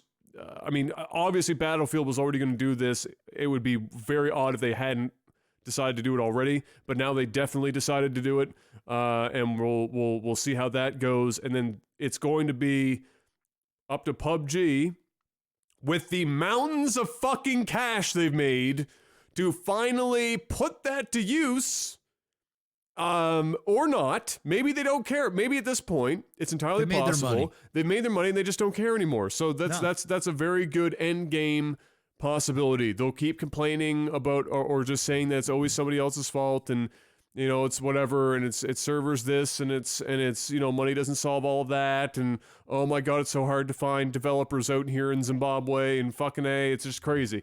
Maybe that happens. Who cares? All I know is that PUBG started this whole thing off big. It wasn't the first, but it was the one that blew it up. Then we got Fortnite that took it to a whole new fucking stratosphere. And that's going to bring in the big AAA guys because I like the Battle Royale genre. I'm just waiting for somebody to do PUBG's version of it well. And that's either going to be Call of Duty and or Battlefield. Yeah. And so now we get to wait and see how that unfolds. I think Battlefield just itself naturally is going to fit better. But you never know what Call of Duty, like if Call of Duty can really bring its gameplay and its fandom into the Battle Royale scene and do it well, it could be, holy fuck, this thing could be How big. many microtransactions are going to be strapped to Battlefield Battle Royale? Oh, too many. Too many. Yeah, it's going to be something. The boxes. Adam. Speaking of blaming everyone but yourself, Cliffy B announced this week that Studio Boss Key Productions, his studio, are officially closing doors. They're done. They did not reach radical heights. No, they did not. They reached radical new lows that Cliffy will never admit to. ever, forever, never. In Cliffy's mind, he is nothing but success written all over his face. That happened. And then Cliffy went on like this, released a statement on Twitter, the long form thing explaining the situation, from his views to how it all went down, explaining that Boss Key Productions is shutting down, explaining that he's stepping away from video game development for an indefinite period of time. I think this is the second time he's retired. And then game development's different now than it was in his era. And then continue to like release just random assortments of video game concepts that he and the team had come up with, but never was able to pitch to sell to anyone. I guess because he was hoping that he could like show the world that he had other cool game ideas, but it was the big guys paying the money that it was their fault that these games never came to light or some shit. I don't know, Cliffy. I think you failed, bud. Here's one of the games I wanted to do, codenamed Dragonflies. Basically, you were ninja samurai in airships riding dragons, fighting zombies with friends in a PvE feudal punk setting on floating islands. No. The airships equal your aircraft carriers, the dragons equal your planes. What? No, I'd rather play Halo Shit Force Heroes 2. Or didn't you say the budget on that bad boy was pegged for $60 million? Yeah. It's Bye-bye, Cliffy. just a You will not be missed. a hot mess. Well, I Although mean, Radical Heights is Concept pretty art, cool. concept art looks pretty baller, but that would never translate into how a can game. how could you fuck that up? Concept art just looks like Panzer Dragoon Orta in feudal punk. And then when somebody asked him, did Panzer Dragoon inspire this at all? He was like, a little bit. Fuck off. What other franchise inspired this shit? Call of Duty? You're like, oh god, COD's dope. Maybe if I make a dragon flying airship floating island zombie game, then I'll get on it. The fuck. Let's take a little bit of everything. Fuck it. Of course, Panzer Dragoon inspired that shit. You think people are fucking stupid? Come on now. But yeah, I think the worst part of the whole thing was Dog Walkers. Yeah, Dog Walkers was his other one. Do you have the little blurb for that one to read? Here's another one. Initially planned for VR, codenamed Rover, but was shaping up to be Dog Walkers. Dog stood for destructive ordnance on the ground. Inspired by World War II tank crews, battles, the movie Fury. 5v5v5v5v5 Zoid-looking walkers fighting it out in MP. Yeah. World of Tanks, Tokyo Wars. Some players are piloting, some players are gunners, some are repairing, etc. I'd rather eat my own shit. Than be a dog walker. Yes. Okay, look. My stomach just got worse listening to that synopsis. Look, I just here's the thing. Cliffy B's actions and on social media and his failures with these last two games, Lawbreakers and Radical Heights, has what it's done for me is that I mean, you guys obviously, and not just some of you guys here, but folks listening already know that I already, it's not that I have it out for Cliffy, I just always found him to be like a little bit too much of an edgelord. I keep making the joke that he's like the guy at E3 coming on stage and say fuck because he's cool, and everyone would be like, ha, he swore on stage. Like, that's Cliffy B's like entire persona, come out with like his earrings and shit and be like, yeah, fuck games, yeah. And that was cool. Fuck game. So, that's whatever.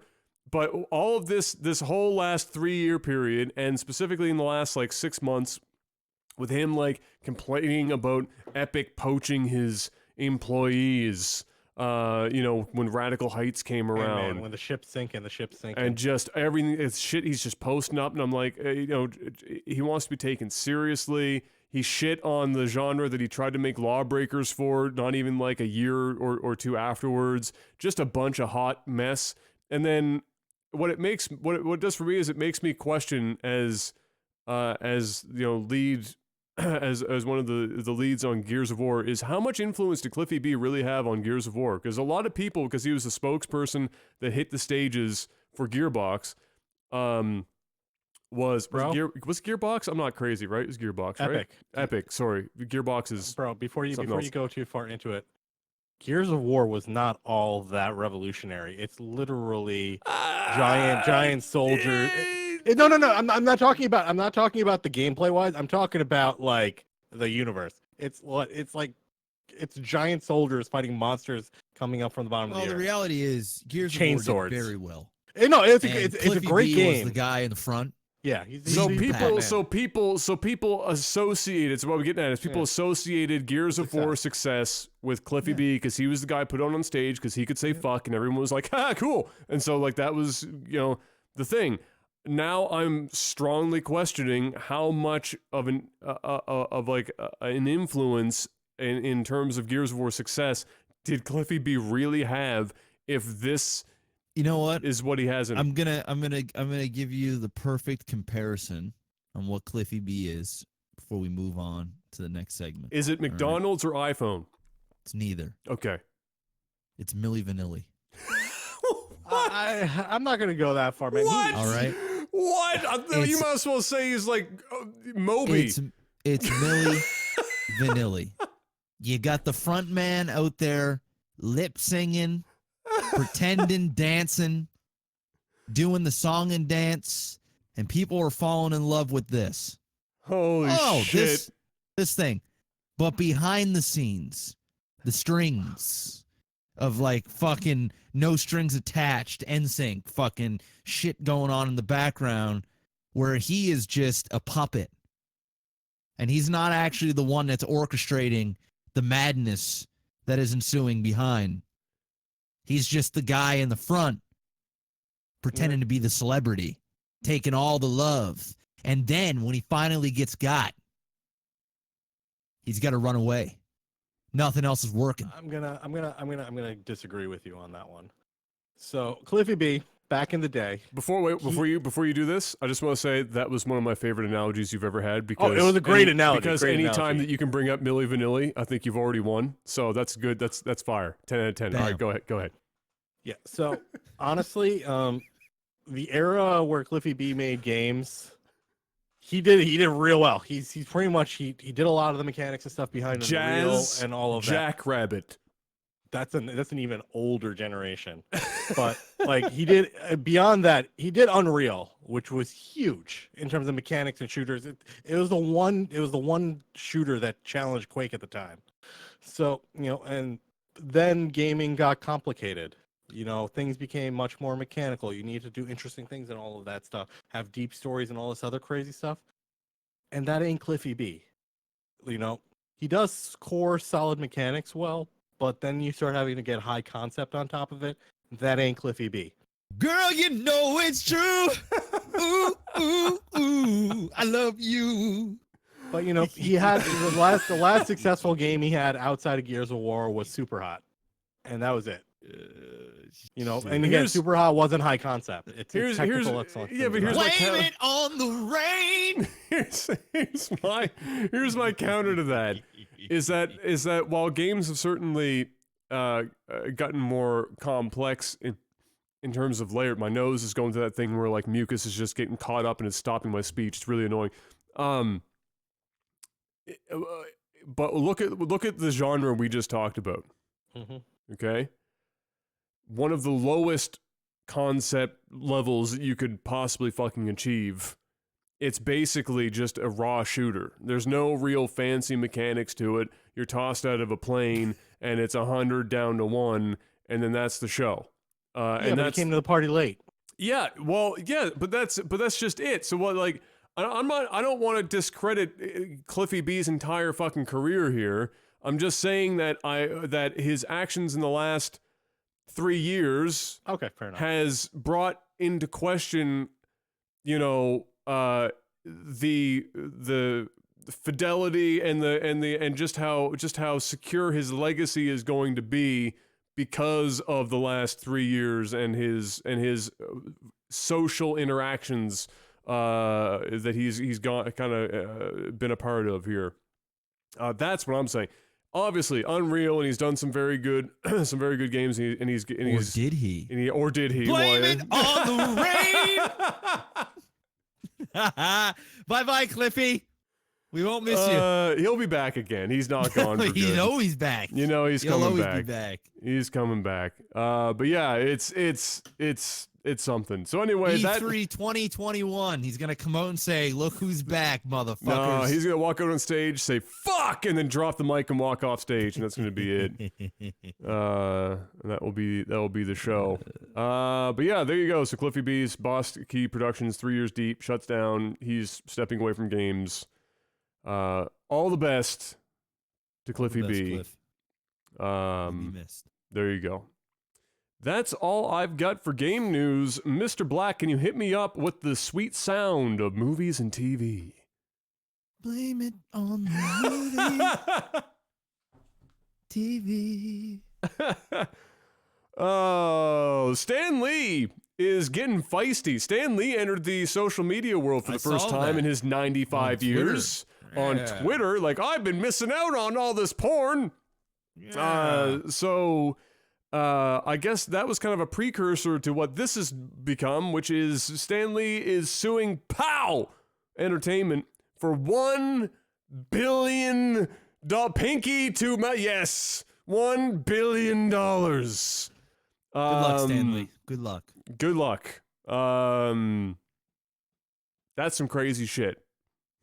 I guess it's because he's suing them for using his likeness and name without his permission and generating untold amounts of money. I guess that would substantiate such a ridiculously huge claim of $1 billion. You know what? Fuck it. We'll sue him for $1 billion. We'll settle at $100 million. When you sue somebody for this much money, you're not suing because you want money. You're suing because you want to bury the company. You want them to go out of business. You don't want them to exist anymore. You're suing them for more money than they actually have. You want to take food off the table of 4 generations. Yeah, pretty much. Good luck, Stanley. You'll be dead before that trial even goes through. Yeah. When that happens, can you actually hand it off to your next of kin if it's an identity thing like this? Yes, of course. Does that happen? So like his daughter that basically just whips him crazy? with bull whips and runs him over with cars, does she get to pick that up? Yeah, I would imagine. Fun. Yep. I want $1 billion. Yeah. Especially when it comes to likeness and stuff, like usually the family is handed down, all of the rights and things of a name, and like it really all depends on what Stanley has in his will, right? Because if he doesn't assign anything to anybody, then it's just kind of whatever. But I'm sure his estate and his brand, his name, there's things all in there. Listen, he ain't gonna make $1 billion. He probably isn't gonna get anything. But sure, good luck, Stanley, and welcome to Twitter. Yeah, welcome to Twitter. Here's my question I'm gonna toss to you guys. Keep it relatively short. Stanley, for or against based on what he may or may not have done throughout his career to get to where he is today, ignoring the fact that he is what appears to be a sweet old 95-year-old man that has dope cameos in all of his movies under Marvel. Do we sympathize with Stanley or do we not, based on the fact that he may or may not have built an entire career on illegitimate bullshit? I think there's some truth to it. I think there's probably there's enough genius there, but there's also a cutthroatness. I also think that there's a lot of stuff that he's taken that he's not giving other people credit for. I think it's one of those where, usually in a say a successful business. I mean, even look at something like Facebook, and Facebook just wasn't founded by one guy, or at pivotal moments, certain people came in and gave some extreme influence or really added something of great value that got them to whatever point they are now. And I think that those people have been swept. Some of those people have been swept under the rug, and the ones that are still remaining are taking all the glory. I think that's probably what has happened with Stan Lee. But who knows? It might be all fake. It might all just be we'll never know. But we know he's making money, and he's Stan Lee. So you never know. He might be some crazy gangster, man. That's like, motherfucker, give me your ideas, you son of a bitch. Like, you were gonna say nothing. Yeah, who knows? We'll never know. John, we do know now. John Wick 3, May 2019. Exactly 1 year from today, I believe, is the release date for John Wick 3. So we can mark our calendars soon. And count the days to watch Keanu Reeves be the greatest action movie star of our generation. That's a little far, but nope. Nope. I can't think of anyone else. I mean, The Rock would be the next on that list. But I mean, I'm going to say from a technical perspective, I'm not talking about money made on the in the movies necessarily. Oh, he might even be one of the top action. But he probably is pretty close anyway. He's made a fuck ton of money off The Matrix. Yeah. Oh, yeah. But from a technical perspective, ain't nobody got the fucking grind like Keanu Reeves. Let's be fucking real. Ain't nobody doing the stuff that Keanu Reeves is doing. Not even close. The only person that can out Keanu is Keanu. Basically. That's a lot of Keanu. He's definitely, I would definitely put him in top 5, but I don't think he's number 1. Who's number 1? It's something I'm going to have to really think of. I think, I guess when you're saying our generation, I don't know how far back you want to go. I think somebody like Jackie Chan. 20 years. I think Jackie Chan would be in the top 3. I think somebody like Arnold would be up there. Arnold was on his tail end for our generation, so yeah, I think yeah. I don't count Arnold in our generation. That shit is 70s through 92. Dude, Arnold has had some great movies. I don't know, man. He's done a lot of awesome shit in the 80s and 90s, dude. That's so much so that they were still relevant in our time frame. I'm talking if you 22 years. That's a generation. So our generate 22 years. All right, so until 98. I don't necessarily Arnold would have been like tail like we're saying it's the tail end. It's like a technicality. It's like he was in there, but like the vast majority of his shit was before then, right? Yeah. I'm thinking like you're in our generation. You're looking at I guess you could include Jackie Chan because this motherfucker is still doing his own stunts at like 405 years old. Well, he would be in the same category as Arnold. Right? We had True Lies and Eraser towards the tail end. Mm-hmm. You know, so those are some epic action movies from Arnold. Those are like some of his tops. Like you're looking at Keanu Reeves, Jason Statham, Tom Cruise. Tom Cruise is ours. Yeah. Oh yeah, that's definitely Tom. Can't forget about Tom Cruise. Can't forget about The Rock. The Rock. You know. I guess The Rock is more recent though. The Rock is more recent. I guess Harrison Ford would definitely be an action star. I put him in the same category as Arnold, though, in that same era.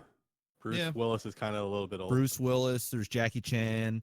Matt Damon. Pretty much, Stallone. To a degree. Matt Damon with the Bourne series. Yeah, counts. that's Like that's some high-end action. Yeah. But from a technical perspective, as in his movies. I mean, John Wick specifically. Keanu is definitely. I think really John Wick does give him. It gives him that boost. Legitimacy. I mean, you could always make the thing that the Matrix is. Yeah, he kind of became an action star, but it was like a one-off deal. You know, he made a couple of other movies, like he had Speed and. The Matrix kind of was like, okay, yeah, you're an action star who's got chops, and then John Wick was kind of like, no, you are a great technical stunt action. Actor. But I think I would still be putting somebody like Brad Pitt probably number one as an action star. As an action star, I mean, it's Brad Pitt. What has Brad Pitt done action wise? He's more drama, like. Or no, sorry, not Brad Pitt. Sorry, Tom Cruise. Tom Cruise. I was about to say, okay, that makes more sense. Yeah. Not Brad Pitt. Cruise. Somewhere in the world right now, Brad Pitt just retched a little bit for being compared directly to Tom Cruise. Just Brad Pitt's not an action star. He's had some action movies, but Brad Pitt is more of a serious, more of just like a legitimate movie star. But yeah, no, you know what? I'll give you that. Keanu Reeves is definitely up there, depending on who you're talking to. Keanu Reeves is definitely up there. I don't think Keanu Reeves was part of the conversation until John Wick. No, I don't think we could have really. I would agree with that. Couldn't even really put him in top 5. Couldn't put him in top. Maybe towards the end of the bottom of top 10. But yeah, after John Wick, he's definitely earned his place. I just don't think he's had his dues like some of these other people, like Arnold, like Jackie Chan, like Brad Pitt, like Bruce Willis, like. He's also just coming to John Wick pretty late in his career, in his right? Career, yeah. But it doesn't matter because Liam Neeson, Mel Gibson. Hold on. Liam Neeson is Liam Jump Cut McGee over here. Fucking, I suppose. Dude going over a fence has got 18 cuts. Jet Li, Jet Li's good. I don't know if he's top, but he's good. I kind of, and I might get reamed for this, but I kind of stick like more straight kung fu action people in a different category. Like, Keanu does that shit, but he's not like a pure. But I think Keanu's very influenced by that. Keanu Reeves is very influenced. He is, but like you could say like Donnie Yen, but Donnie Yen is just straight martial arts basically. Even though he did like some other shit, Jet Li is similar. Like he's technically floated into the, but it's 95% martial arts. Donnie Yen's moving into more mainstream stuff now. Like he did a bunch of the ones. Like he's got Sleeping Dogs in production. He's in Mulan. He's starting to make it more into the. Well, Donnie Yen is also a god, so it does. It's whatever. But definitely. Cool. Yeah, I mean, yeah. Number 3, I'm for it. I'll be in the theater opening night. Absolutely, ladies, it's time. Time has come. It's time for us to announce to everybody that if you don't want spoilers for Cobra Kai, now would be the time. You gotta strike that X button real fast. You gotta strike it hard. Sweep the no leg. Mercy. And close the podcast. And then we'll do tech support afterwards. But yeah, right now we are going to be talking about Cobra Kai. Since I What did you managed think? to make it all happen. Did I overhype it for you? So, well, I mean, you overhyped it for everyone, I think. I mean, it was good. It was good. It was good for sure. I enjoyed it for sure. You went in a bit deep. Did you feel you needed it? Do I feel that I needed it, like the series? Yeah. No. Exactly. You absolutely did not need it, but you wanted it. If this series never happened, my life would not be... But you're happy it did happen. You're happy it did happen. Like, I'm happy it happened. I'm less happy that it looks like they're going to try and continue it. Oh, I think it's great. I think it's great. It's good for at least 2 or 3 seasons. I think they've got a lot going for them right now. It's YouTube Red's biggest hit by fucking magnitudes. It's bleeding what over else does from YouTube? What the fuck else is YouTube Red? Well, now Red YouTube Red has signed an exclusive deal with Will Smith. So Will Smith is going to be doing a YouTube Red show. Will Smith, I guarantee you it's going to be like some Fresh Prince rehash or something. Yeah, I don't know. I mean, right now, what does YouTube Red have other than nothing? Cobra Kai? I mean, there's nothing. There's like PewDiePie's old it's whatever, right? Like the saying, it's the best thing they have is like, well, it's also the only thing they have. So they could have put reruns of Friends on there, and it would have been. But it doesn't surprise you that they would make another season off this. I mean, how well it's done and no, the way the story ends. No, it doesn't surprise me. I mean, nothing surprises me when a sequel is mentioned. I mean, shit, as long as it's mildly successful, you know a sequel's coming or an extension. I think the way that I watched it, the way that it felt for me was as soon as it hit the last 2 episodes, I knew that I felt that anyway. For me, if this was a one-off series with 15 episodes, not 20, so we didn't not like a doubled up or anything. If it had 15 episodes, it would have been like my ideal situation because I felt like the pacing of Cobra Kai was great until about episode 8, and then shit just hit some serious fucking fast forward on levels that, like, I think it really became obvious to me when there was like when they did like a one of the Cobra Kai pupils is talking about how they saw Johnny puking or whatever outside, like just pissing on the back of his new car and just, oh, we're all gonna die, like that scene. So like when it started to get to that point when we're just taking out chunks of fucking exposition to make this last 2 episodes work, was if it had gotten 15 and it allowed a couple of more relationships to breathe a little bit, then I think it could have existed. Well, they're going to, but what I'm saying is that for me, just to have it encapsulated, it's not going to need to be what's probably going to end up being 25 or 30 episodes. Like if you just had 15, then like Jeff said, it's one of his biggest strengths last week in Jeff's pitch to sell this to everyone on the planet is that there's no filler, right? Yeah. It could have used a little, not filler in the normal sense, it could have used a little more, but what I feel like we're going to get now is filler. Like we're going to hit a point where filler is going to happen because whereas if they had maybe decided that this was going to be longer than they originally thought, which is always tough when you're making up fucking episode lists, obviously it's very difficult. It's not like I don't think they're going to go back and suddenly revisit shit to try and expand it. So they have to move on from the first season stuff. So I don't think, like you do, Panic, that they're going to necessarily do a great job of fleshing out the stuff that in my opinion, needed it. I'm not sure what needed to be. Can you be more specific? Because I'm not sure. We're in spoiler territory already. Yeah, we're in spoiler territory. Yeah. So okay. I'm not sure what exactly you mean was rushed. Right. I mean, I don't need to see him. Okay, so we got the world's fastest rendition of Romeo and Juliet in 3 episodes. Between the time that Johnny's kid, who I can't think of his name right now, starts training with fucking, oh my god, I can't think of anyone's names right now. Danny LaRusso. Yes. So he starts training with LaRusso. So from the time that happened, and you make you've already played tic-tac-toe in your mind. So as soon as that happens, you're like, okay, so we've got the daughter dating the Cobra Kai guy right now, but now we've got Johnny's kid with Danny, which means that ultimately there's going to be this weird tug but of that like didn't happen. whatever But that didn't thing. happen, and I liked that. I liked what they did there, is because that's what we thought was going to happen. Where his son is going over now, and there's going to be this tension, this sexual tension, or this love triangle between Cobra Kai guy, Danny's son, and the daughter. But that didn't actually happen.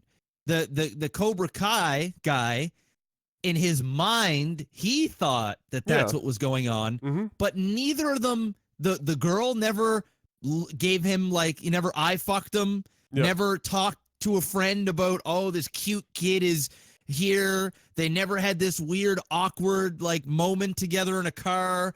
You could tell that the guy, being a dude, was a little disappointed when she's like, oh, I got to meet with my boyfriend. He's like, fuck, because she's like, cute girl and, whatever, right? I love the fact they didn't do that, because we didn't need to see more. We didn't need to see more of that. And if they did want to do something like that, now that she's heartbroken and he's the victim, ultimately he wasn't the guy who won, but he won sort of the moral fight there. Maybe that will become part of a love triangle or a conflict, not only on the mats, but between them in high school and all that other stuff. I thought that them not adding that there and creating more of a teen drama was smart. I thought it was kept the story more They hinted focused. at it, but it gives you avenues to go later. Yeah. So I just wanted more of that kid in general, from the perspective of I don't know. I felt like I guess it's a weird balancing. I know the whole show's called Cobra Kai, and so it's focused on Johnny's whole shtick and Johnny coming back to life type whatever. It's not about the boy. No. It's not about the boy. It's about Johnny. The whole show is Johnny up to the last episode, where you're like, okay, next season it's a new bad guy and Johnny's going to probably become a good guy, and here we go. And like, that's cool. This whole thing was about the Johnny Lawrence. The whole reason this series came about was partially because of that How I Met Your Mother joke, where Barney Stinson was explaining how Johnny Lawrence was actually the whole hero, the good of the guy. story. Yeah, but it was like, effectively it brought out, and they were thinking about what's the other side of the story, what's going on there, and that's kind of where the genesis of this entire series came from. So this actually, and you see it in the end, like in the last episode, you see Johnny's struggle for, well, shit, what do I wanted to do something a certain way, but he's kind of questioning himself, because he sees how his students are now acting, and he kind of gets it. But at the same, and he was always kind of crass and rough around the edges, and not PC and all of that stuff. And but at the same time, there was merit to his lessons, but he's kind of came from a good place. But at the same time, he's like, is not the proper. It's running away from him now. Yes, yeah. That was the entire. That was on both sides. The entire like undertone of this, and they're not in control of their lives. Is that both Danny and Johnny are, they have different methodologies, and they both have their hearts in the right place, but they don't. With lacking two sides of that coin. With lacking complete information, they're making missteps that are ultimately contradicting their own methodologies. So like, and then it took Johnny's own kid getting his shit pushed in before he made the realization. Right, like like the whole, like that's what he did to Danny so long ago. Yeah, like the whole show going on was basically Johnny shitting on political correctness culture and whatnot, and like, your generation needs Guns N' Roses and tattoos done by old sailors, and and hard drugs and fucking bitches with their titties hanging out and just fuck. What's asthma? Leave asthma at the door. I just fuck that shit. You don't. What's that? You have crippling depression. You don't have it here. Like, just leave that shit out. It doesn't exist. Leave it outside. Like, it's just this like over the top fucking just kind of hammering down on the what we've got going on right now. And that was, for me, it was kind of funny at first. And some of the shit I was like, all right, it's getting a little stupid now. Like, it's just getting to be a bit extreme. Like, not even like I get that he's like apparently supposed to be trapped in the 80s when all this shit happened, but I mean the motherfucker still lives in the year 2018 and he's not that. I think it was more for comedic sake. That it was far more gone, of like, you know, to make the jokes of making fun of the kids and, you know, whatever. But he also kind of swung it around. Like, there was also a lot of heart there too, because you could tell, he was making fun of these kids and he was hard on them.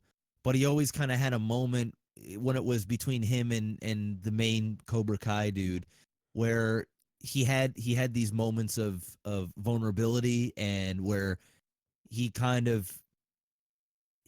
it. Like, you know, if he was horsing around with them and being hard on them, but then he actually found out they were hurt, you could see that he wasn't like, well, you know, stop being a bitch. Be like, yo, dude's fucking full of blood out there. And you could see he kind of has like a moment where he kind of realized he's overstepping. Like, he's like, oh, well, maybe I shouldn't have gone that far or whatever, but he's still kind of staying true to sort of his belief system.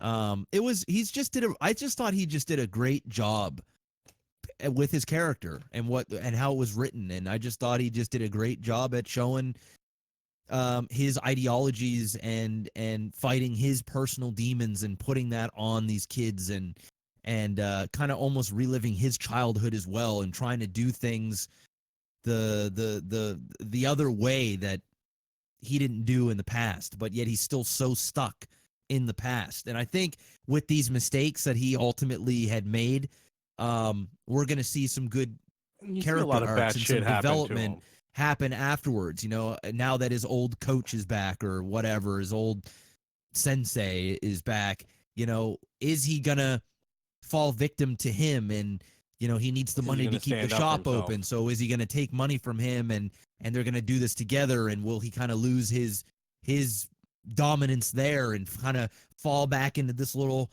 you know, not an alpha anymore, and he's just kind of a follower, and he's almost scared to go against the big guy and fight that battle, but yet still he's got this battle with his son and then his arch rival. And I think that's a really cool thing that they got going. And now that there's more seasons, I bet you they never thought that this was going to be a mega hit the way it is. So I'm sure that some of those relationships that you were talking about, I'm sure that there'll be more filler episodes now. Obviously, they're going to want to drag this thing out a little bit more, and I'm okay with that. You look at any TV show, there's multiple seasons. I mean, they fucking, if the show is going well, they're going to keep the shit going. Now, sometimes that's a curse, but sometimes it's a blessing. Sometimes we get things like Breaking Bad. Sometimes we get things like Game of Thrones. Sometimes we get things like fucking, I don't know what's a good show gone bad, but there's plenty of them out there, like Lost. Oh my God. You know, those sort of things. Too long. You know, I think Cobra Kai has got a nice run for at least 2 to 3 seasons, and I think we'll get some good developments and some more story, and then from there we go. Okay, now do we need more of this? Like, you know, how much do we care now about these characters, and where else can they go? Because there's only really so much, in my opinion. I'm not a Hollywood writer. So, you know, I guess for me, why I wanted to see a little bit more from, you know, for example, Danny's daughter, and her relationships or whatever, was that the show in the first few episodes made her feel like she was a much bigger piece of the puzzle, when in reality you could, for all intents and purposes, take her out entirely. And the show would... I disagree. Would almost go on, because like her only mechanic was to give... I can't even think of the guy's name. The kid who gets trained by Johnny. Yeah, we know who you're talking. You know what I'm talking about. Yeah, we'll call him Cobra Kai. Sure. So you know, Cobra Kai. Cobra Prime. He really left a big impression, obviously. For a student. So his only the only mechanism there was that he was or she was like a setup for him to be slightly more involved with bullies who were already kicking his shit in the first place, and then like outside of that, she was put so far forward that at one point at the the last episode, they like opened up the room for her by herself in her dad's dojo, and she does like this random fucking sequence of karate moves, and like it just ends it off. It wasn't random though. I think part of the thing was, and this goes to what Jeff was saying earlier also, they're kind of showing that Johnny Lawrence's life is out of balance in some way. Danny LaRusso's life is out of balance in a large way too. But how is it a balance? She was like the perfect child. Hold on. Throughout the 10 or so episodes, or however many episodes there were, you see the whole thing like, oh, she used to be daddy's little girl. She used to be into karate with him. She used to. And you'd see inklings of, oh, yeah, she did pick up the skills, but, you know, she wasn't in it with him anymore. The family was kind of like disjointed and kind of all doing their own things. There was there was dust basically being like collected in his little dojo, where, you know, he's been so now involved with business and this family's kind of this distant image, and all this stuff. All this bullshit, and you know, his son's fat and plays video games all day and does whatever. His daughter, although was a daddy's girl, and martial arts has been karate has been part of his life. With her friends at the beginning too, long after the movie, the original movie. So you could see, and obviously she's trained a great deal because she's doing all kinds of crazy stuff.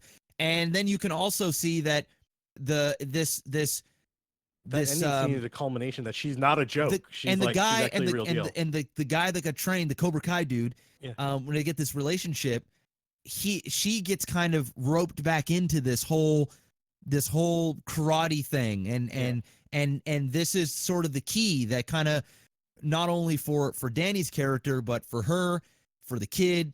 And it's kind of rekindled this love for martial arts, where you know she's going to be a main character in the next season, where she's going to train and she's going to be competing. And you know, who is she going to have to fight? Is she going to have to fight her boyfriend or ex-boyfriend? Is she going to train with the new kid? Is the new kid going to go off and go somewhere? Who only knows? See, that right? I agree with that. Is that she's been set up. That's what I mean. So she's been put in a big role. For what is eventually going to play out in the second season for her. But I mean, in this current season that she was in, what was Danny's mechanism for getting back into karate?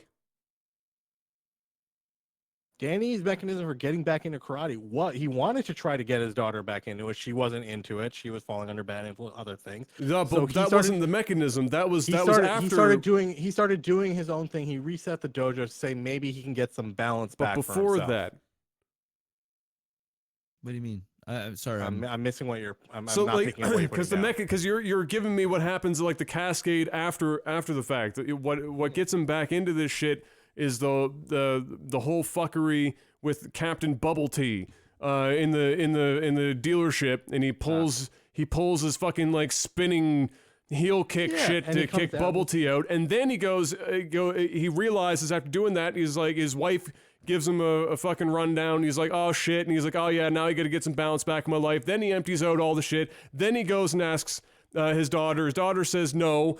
At that point, writing that out from the karate perspective altogether for her, outside of the fact that she attaches herself to a Cobra Kai, which still doesn't play that heavier role, because ultimately the biggest and most important part of the entire thing is that he trains directly Johnny's kid unknowingly. That's the biggest plot point there for him being involved in this whole karate thing. Someone who was willing to learn. His daughter wasn't up until that point. The tournament. His daughter still like whatever until what's going to be not even up till the next tournament. Season. Like there were inklings in that her daughter was capable. Like she. Well, we know she is. She whooped dude's ass at mini putt. even before that. But even at school, at when school, she like when whenever he fought whenever with people, she like critiqued his. She the was way going he to did fight things. it. She was going to fight him before he got into it. I'm not debating her karate skill. I don't know why we're debating her karate skills. She's probably the most skilled in the entire show. Yeah, so that's what I'm saying. Like, she had like a purpose of it, but like it was part of the whole thing was her journey back to karate. Also, after seeing it as something, I just did it with my dad when I was little, to be like, no, this is something that I'm involved in. Like she wasn't necessarily the main character, but like there was a journey for her as well. There was a journey for her. There was a big journey for her. Yeah, she wasn't a main character, but she was a co-star, so to speak, for our main character. And he has kids, and his kids are a big part of his influence, like our kids would be for us. And it just so happens that the girl is more focused because it correlates directly with the entire theme of the movie, and that's martial arts, karate. The son has no interest whatsoever in martial arts. He's the comedic relief fat kid. He's the fat comedic relief kid. That's it.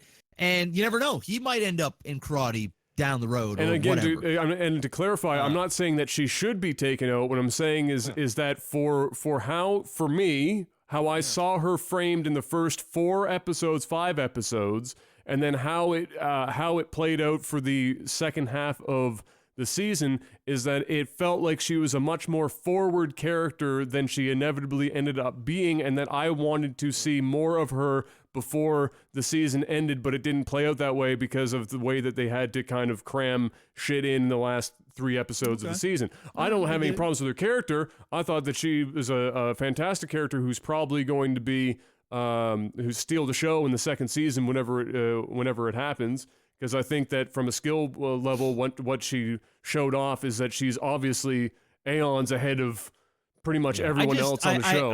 Hey, you're entitled to your opinion. I just don't agree with it. I never at any point thought that she was misused or utilized. This is under the pretense again of me saying that, and that in a perfect world for me, this is a 15 episode series and done. That's what my discussion point was based on. It's not on the premise that of what's reality, which is this is going to be 30 episodes of whatever the fuck. I mean, even if this was 10 episodes, we never saw an episode again, I still think she served her purpose. I think even if the show ended now, I have closure with her already, because there was no major plot points with her that we never got anything. If anything, all of this has kind of sparked her fire again to get back into martial arts, and I think that's cool, and there's a message behind that as well. But she stood up for herself. She wasn't this damsel in distress. She was a good character. She was a very good character. She wasn't this ditzy dumb bitch that was fooling around with two dudes or creating this drama that didn't need. She was she had morals, and that's from her father. That was different. I'm sure if she was the daughter of the other guy, she'd be a totally different character, right? It would be a totally different character. So, and you could even see his son start to get those traits from Danny from being around there, from honesty. when like honesty and integrity and taking the high ground and saying no to the bad influences in his life, and even fighting them, and using the whole camera thing and kind of letting go of that part of his life and getting that balance that he was trying to teach. So I thought it was great. And the story was just never about the daughter. It was never even really about. No, it's all about Johnny. I mean, the show's called Cobra Kai, for God's sake. Yeah, it was about the two main characters and also the Cobra Kai student. Where it was more for his journey too. But ultimately, our two main characters from the original movie were the stars, and everything else that happened around them was from their influence. And as they changed, the people around them changed, which was cool. So I thought it was cool. I thought it was a very well done show. Wasn't perfect by any means, but man, better than everyone expected it to be. I'm sure. People Way had better. low ball expectations. I thought it was gonna be some cheesy, campy show that was just gonna be like a couple of things, like shorts or whatever. But no, they came out swinging. It came out like a full on, like they took it seriously, and I enjoyed it because of it. Yeah, the acting was well done. The kids did a good job. I even liked Danny's wife. I even liked Daniel's wife. Yep. I All the thought characters she were was. balanced well. Yeah, I thought Like she they were a little campy and like stereotypical, but they balanced it well. Yeah, it reminded me of like a better written version of the OC. I would have watched it as like a TV show that came on like once a week or something, whatever one of those like serial shows were. Yeah, I absolutely loved it. And when season 2 comes, I'm gonna be getting my YouTube Red and YouTube Red is actually now gone. It's called YouTube Premium now. It literally just changed today. Wow. Oh yeah, they've got like YouTube Music Premium. They've got like 15 different product lines now. Red that is are all gone different. though. It's an interesting concept, but yeah. So yeah, I thought it was good, and certainly enjoyed myself. I wish that we didn't have to jump through hoops to see it in Canada. I think that's ridiculous. But whatever. Still, it's crazy how well it did, even with those hoops. Yeah, I think it really, was a lot better than everyone thought. I mean, it was better than I thought it was going to be for sure. It made it was just good clever, use. Man. It was made good so use clever. of old footage. For the most part, they did a good job of that. Put in there. Yeah, so that was really good, and it was nice. I didn't get as much. I heard people talking about how they felt like this show made Danny look like the bad guy. I didn't get that at all. I thought that the show did a good job of showing the positives and negatives of both gentlemen's life philosophies, essentially. Danny did some pretty dick things in the show. Oh, sure, but you can see that it was with information that he was given, right? Yeah. Like, if you had the same information that Danny did and the history that Danny and Johnny had, there is a pretty damn good chance you're going to be doing the same thing. I think for Johnny, it wasn't necessarily looking at Danny as the bad guy. I just think we all felt bad for Johnny. I think it was like we sympathized. We sympathized for him. I think a lot of people probably also can relate more to Johnny as in terms of having letdowns and failures or broken relationships or a shitty job or living in the past or whatever, or having that friend that is so much more successful than you, or that rival where you almost feel like the world is against you. Well, they switched positions completely, right? You went from Danny, who started poor and got rich, and then Johnny, who started rich and went poor, and and they did. But lots I think of towards that stuff. the end, we all started going, Danny. We start to love Danny more. Where we're like, okay, I'm starting to love Danny the way I used to love him back in the movies. And has Johnny gone too far? Has he gone too far now? Where you're like, shit, Johnny, and then we feel bad because then Johnny realizes he has gone too far, and so there is that humility and that it's so tastefully done. And I think depending on who you're rooting for, it's kind of hard not to root for one side or the other in some kind of way. All right, which team are you guys on? What do you mean? I'm kind of team Johnny, just because I can relate with the character a little bit more, and I think he's got more development to go. I think he's gonna kind of meet halfway to where Daniel is. I'm team Johnny, but I'm not team Cobra Kai. If that makes sense. There you go. I'm there. I'm right there. I'm team Johnny, but I'm not team Cobra Kai. I'm not even team Danny not even Danny's school. I'm just team Johnny as a person because I've seen the journey he's making. Yeah. I like the journey that Johnny's on. I'll like him more probably at the end of the second season. Because ultimately Johnny is still a bit of a cunt. He is. He's like it's because for me there was like a point about midway through the show that Johnny had like his coming to Jesus moment. And then it's like for the rest of the show, until he saw his son get his ass kicked, he totally forgets about the coming to Jesus moment and just fucks off with all that shit and just continues to be just old Johnny, essentially.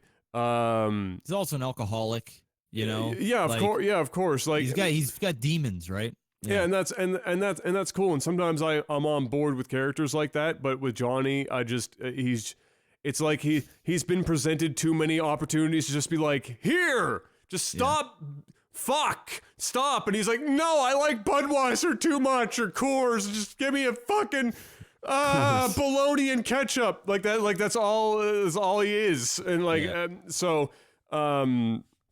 I think the closest I got to kind of having like an endearing moment with Johnny is when he's sitting at the table with the kid's family, and he doesn't know the fucking difference between a banana and a plantain. He just thinks that a plantain is a banana. In English, we call it a banana. And I was like, I didn't laugh at the joke because it was a shit joke, but I was like, all right, Johnny's just an idiot. Yeah, he's stupid. he's a little stupid. You know, that's fine. And Danny's stupid in his own ways. Danny's a hothead. You know, he's always a hothead. So the movies, he was a hothead, right? He's got a bit of an ego. He's got an ego, or he's got a complex. He was the small guy. He was the small guy, Little right? big man syndrome. So he was just getting his shit kicked. So you develop a complex, and then he'll hold on to that shit. And you know, unironically became a car salesman, whatever other like kind of throwback puns they made in the show. And but I'm team Danny, because ultimately, despite the fact that he's a hothead, pretty much all of Danny's mistakes on the show were with just like series of like Lemony Snicket's a series of unfortunate events, and Danny is in like the epicenter of it, where there is no way he could possibly have figured out that information differently, or like interpreted it differently. The way that it was being delivered to him, there was only one thing, and fuck. See, I couldn't ever blame Danny for what even when he was fucking up bad, I could never blame him. And I mean, even when he was supposed to be fucking up, like the bracelet moment, it was like, oh, this is my grandma's bracelet I was gonna give him. And then you're like, oh, Danny really fucked up. That's just some shit. And then the next scene, the guy's like, damn it, the old man came in and I've used this like 5-cent bracelet trick like before and it worked in the past. And you're like, oh, okay, so Danny didn't actually fuck up. He got played. Like and I also think they didn't want you to hate Danny as a character. Like they had to do it tastefully, to the point where they didn't want to ruin your childhood, but they also didn't want to make him like Jesus, where it's like, you know, he's gonna make some mistakes. Best joke of the entire show. Well-intentioned mistakes. You're gonna know. You're gonna be force-fed that he did not know. Like he's not doing this in bad, you know, he didn't intentionally fuck this up. But it's just happening because all the stars aligned and it's a perfect eclipse. And so now Danny's going to make the bad decision, and he's going to find out later that he made the bad decision. And then everybody else is going to find out that he made the bad decision, but not because he did it purposely. Like everything will be okay. Best joke in the entire series for me, last episode, out back, the kid's blown his shoulder. I'd already forgiven the show for the fact that I knew that the double foot fucking kick was coming. It was going to be stupid as hell. I hated it, but I knew it was coming, and I was already forgiven the show that it was coming. And then I thought to myself, I swear to fuck, if this motherfucker goes out back and claps his fucking hands and does this shit and heals his shoulder, I'm leaving the room. And it gets to that moment, and he fucking claps his hand. The music comes in, claps his hands, rubs it, and he goes, Medic! And I just like, I was like, good. Yeah, that's it. That's the best. Good. You got me. I thought it was coming, and you got me, and it was good, and that was the best. The best. There's so many good show. throwbacks they did, and it was all tastefully done. It was like, you know, it was well, just the enough. double kick I felt was stupid because he did like you show him in the. They were like, how do we make this happen? Well, he's a skater. What if he's in a half pipe, and then we blow his shoulder out, and then he does like a mule kick, and it's supposed to be like this ultimate fucking MMA move. It's just this weak ass one-armed fucking kick. Just, other than that, everything else I was totally on board with, but that specifically I was like, that's bad. That's bad. Like it was like either he was fucking Yoda, like friggin' Danny out in the woods, and the kid comes up on him, and he's one hand balancing like he's Luke Skywalker in Return of the Jedi or some shit, and he's fucking like what? And he does that move at the end. I agree. It was a bit much. Everything else though was very tasteful. I like that we got to see Mr. Miyagi's place at the end. That was dope. Yeah, got to see just the front grill of the yellow car. That was fire. The backyard when he turned all the lights on, I'm like, oh fuck yeah, we're getting season 2 and we're gonna get back into the. It's gonna be there. And then went to the old places like the hotel or the motel type area where they were living, the seaside or whatever it was called. Yeah, when he went to the grave and when he's sitting in the convertible and he kind of had the flashback. It was just like. Was I the only one that looked up to see if the grave dates of birth and death matched up with the actors? The actor's death? Yeah. I didn't look it up, but I thought about it. I was a little disappointed. I looked it up. I was like, please tell me it does. No. no such luck. No such luck. But yeah, it was good with the throwbacks for sure. Moving on to tech support. We have a flight to catch tomorrow. Yeah. All right, here we go. Let's see what we got. Let me press the refresh. Hey guys, Laurel or Yanni?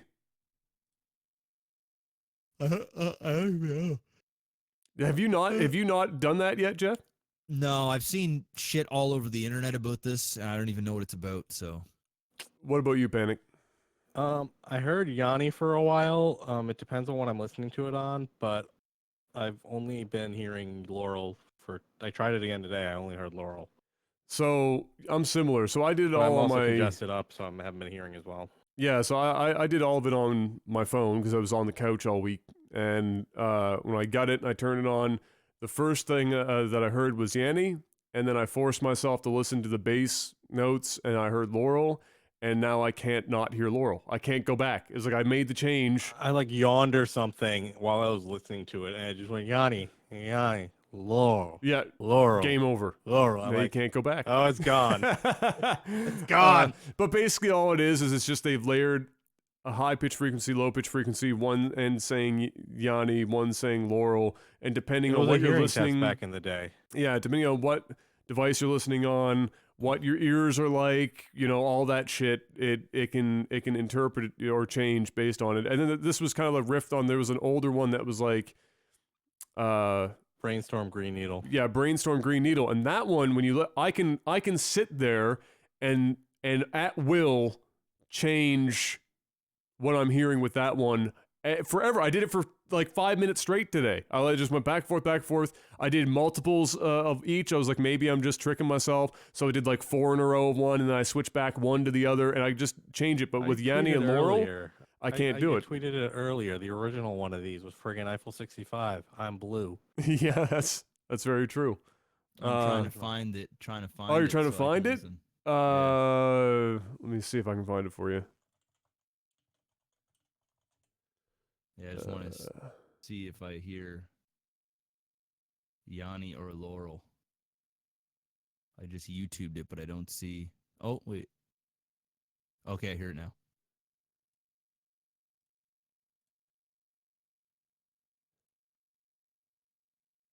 I hear Laurel. Yeah. Yeah. So most people hear Laurel, and if your hearing is degraded a bit, Laurel is the more likely of the two that you're going to hear anyway. Yeah, if you're a kid or a woman, you have a better chance of being able to hear Yanni, or if you have a really good hearing, like the high frequency level it's not at a level that most people can hear regularly, but it's still within human hearing range. Yeah, so I heard Yanni for like the first like 5-6 times, and then I forced myself to hear Laurel, and now I can't fucking go back. It's done. Oh, mine wasn't even forcing. I started yawning, and as I yawned and came out of the yawn, it went back, and it just won't, like even yawning or whatever, I can't get Yanni back. So that came in from Will Hawkins, 59 lifetime supporter. Shout outs to Will. What up next? Let's see. Matt, who's 125 lifetime, asked us about the Call of Duty reveal. We already went over that, Matt, so congratulations. Your answers have already arrived into your ears, odds are. Nobi, the lesser-known twin brother of Moby, asks, "What sucks now that it's popular?" Fortnite. That's the first thing that came to Done. my mind. But it doesn't suck. But it doesn't suck. No. Yeah. It doesn't suck. What sucks now that it's popular? Wow. Interesting. I guess like Fortnite is probably the thing that comes to my mind. Maybe, maybe it's like, fuck, I don't know. The thing is, it doesn't suck, right? I think It's music just- takes the biggest hit for this. Overplayed songs and shit. I think some are probably like the best fit for this. That Robin Thicke song.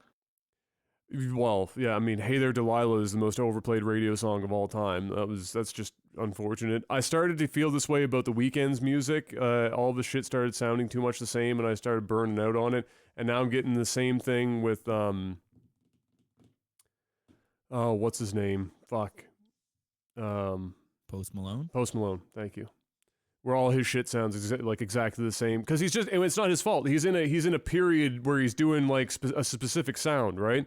But because he had like 5 or 6 tracks in the top 10 for forever, and on the radio, every time I turn the radio on in the car, it's just Post Malone and then somebody else and then 2 more Post Malone songs, and it's just like they're different but they sound the same. And then eventually I'm like, all right, now I have to wait for Post Malone to enter a new sound, like a personal sound for him, before I'm going to be able to like I've got his album on repeat. I mean, binge Post Malone. Fire. I mean, he's good. Like, I'm not saying he's bad, but just like I think that's kind of like for me what that ends up being. No, I get it for sure. It just gets overplayed, man. It just gets overplayed. Let's see.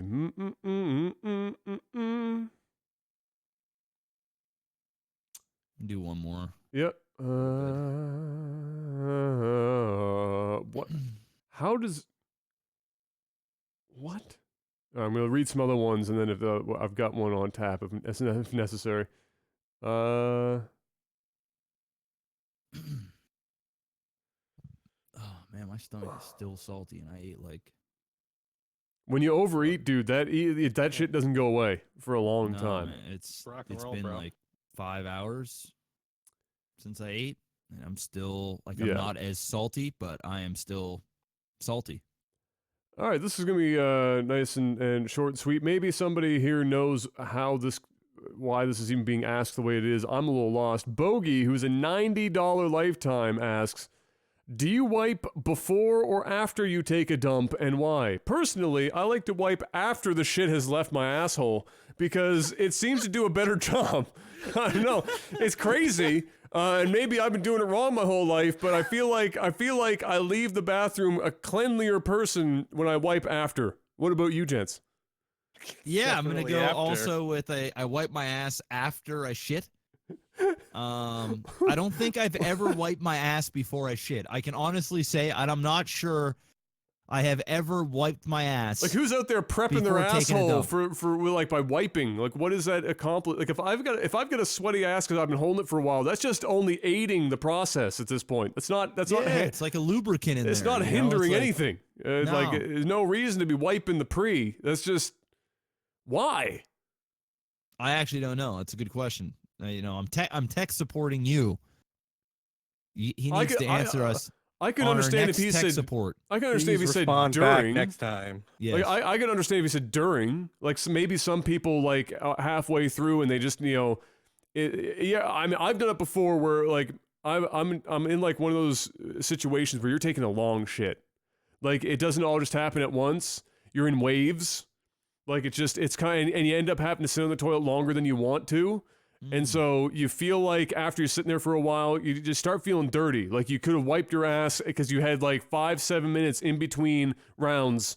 And so, You're still going. and you're still going. So I'll just wipe mid if I'm in a situation like that. And I'll know when I'm in those situations. And then, Is Jeff in one of those situations in like 2 hours? And then yeah, Jeff might be in one of those situations might be in one of those situations. in those 2 Although hours. I'll just sit on there and feel dirty. I don't give a fuck. Please My- tweet us. when I Please have, tweet like- us after you try wiping before. When I and have during. super long shits, right? So like whether I'm having one of these sessions that you are, or like I'm fucking constipated to fuck, or like I'm just salty, like my asshole's on fire, whatever it is, if it's just not a normal passing, what I do is I don't like wipe halfway through. I don't take any breaks. I start taking off layers of clothes. Oh, okay. So, you know, progressively more naked. The sweater will come off, then the shirt will come off. Then I'll just take my pants like right off of my because usually they're just sitting down by my feet. Ankles, yeah. I take them right off the ankles and just kind of push them aside, and now I'm ass naked. Now what I'm about ass socks? naked. Did the socks ever come off? Oh, definitely the socks will come off. Oh, absolutely, absolutely, and just sit there stark naked, bloated and salty, just sitting there like unleashing like demon. a pregnant woman trying to take a shit it's like 6 months deep and just it's not happening. So you're just on the toilet, just sweating profusely, just cursing at the fucking ceiling at 4 o'clock in the morning. You want to sleep, but you gotta take this shit. Nothing. Like cell phone is down. It is just me versus the concentration. Toilet. Putting the effort in. Man versus bowl. Hell yeah, dude. Wiping away or towards. I was saying this on the stream the other day. This is a lot of information, but I don't give a fuck because we're already talking about shit. Older. Yeah.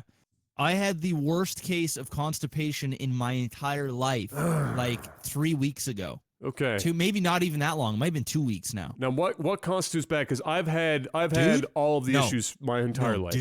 Dude, I have never in my entire life, like I put out of commission where I can't do anything except like try and shit or like get up and feel so uncomfortable. Like I'm saying, like shit is like at the crevice of my asshole, sitting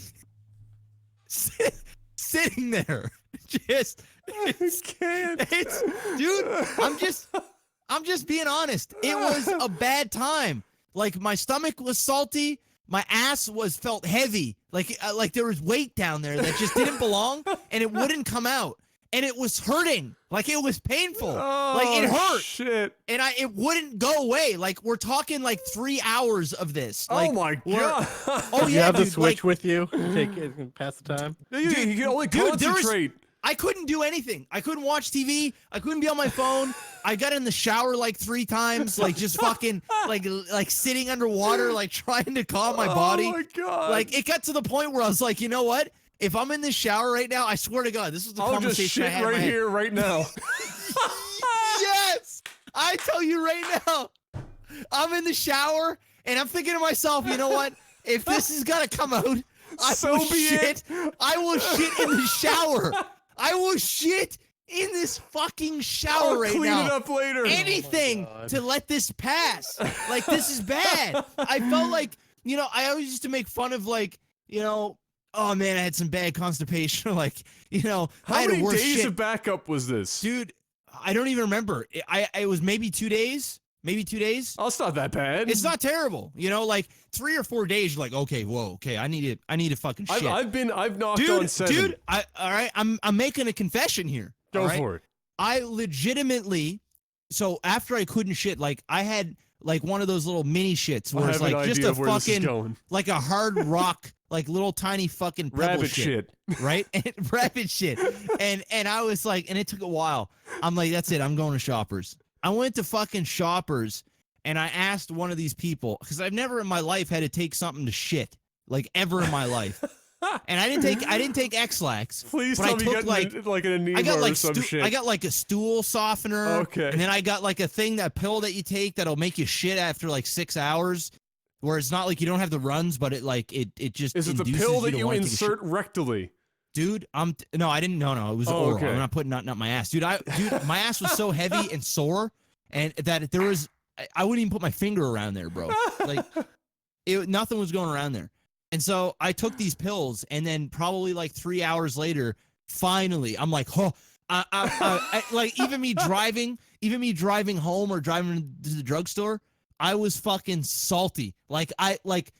I was in pain, dude. I was in pain. I'm scared. I was like, I'm fucking dying. My ass, like, and I could feel the shit, like, literally, like, if I were to just open my asshole just a tiny bit, the shit was sitting there. It was sitting there, but it was like, I could peek, I could get out my ass and be like, hey, how's it going? I'm not coming out. It's fucking raining. And I don't want to get wet. And that's what it was. That was my ass. And so, yeah, that was it. But once I was done, like once I passed that, man, it was like, I have never given birth before, but I'm going to assume that when you give birth and like you just unleash whatever the fuck has been sitting in there, that there's got to be like some relief of pressure and just weight and pain and also happiness. You're like, oh, my baby. You know, you just totally forget about the pain that you've endured. That was me. So when I finally shit, I was like a new man. You ever get sick? Like where you're I'm sure, Adam, you've been this way over the week, but maybe not to this extreme, where you've been so sick that you are just praying and you cannot wait for the moment where you feel normal again. Yes. Where you're like, oh my God, like so long. Yeah, where it's just like, oh, I feel so bad. Like what I do to, you're like looking forward to the next day where you're just like, please sleep and wake up normal, please. Exactly. Like, cause this sucks. This really sucks. And it's like trying not to throw up. It's like every moment you're fighting like a demon, not only emotionally, but physically. That was me. Like I was fighting pain, discomfort, worry. Like, I also don't want to shit because my ass is so sore right now that like, it's going to suck. It was all those things. I had the worst. I mean, you know, growing up, I had the worst fucking intestines on the planet. I was bad for it. And the worst I ever had was when I was late high school, early university. I went 7 straight days. No shit. And that was when I was in the gym and eating a lot, right? I was putting away food. I had a lot backed up in there. It got to the point where it felt like I was full. Like when you normally have to like you constipate, you just feel it down below. That shit was backed out far enough. It was like into my small intestine. Shit just kept going all the way back up, and I was bloated. I looked like I gained 20 pounds, and it was uncomfortable and painful, like you were describing, obviously. And for me, laxatives never did anything. Never affected shit all. So I could never take them. What would happen is I would just go for a long time without taking a shit. My body would do its own thing. It would liquefy the back half until it was just magma. Just fucking raging, hot, asshole destroying diarrhea. Just fire and brimstone and just acid and just death and then it would be so angry. It'd feel like knives were just carving through my lower intestine. And I'd sit on the toilet for like 2 hours and I'd be sweating and this one, like it was really fucking painful. And there was one time that it was so painful, I almost passed out on the toilet. I was sitting there, I was sweating so much, and I had water next to me, and I was concentrating, and I was just fucking dying, and I almost blacked out. I started going left. I was down the downstairs basement bathroom, my parents' place, and I was lean. I got my lean on, and I started going further and further towards the wall. And I was like, "Oh fuck!"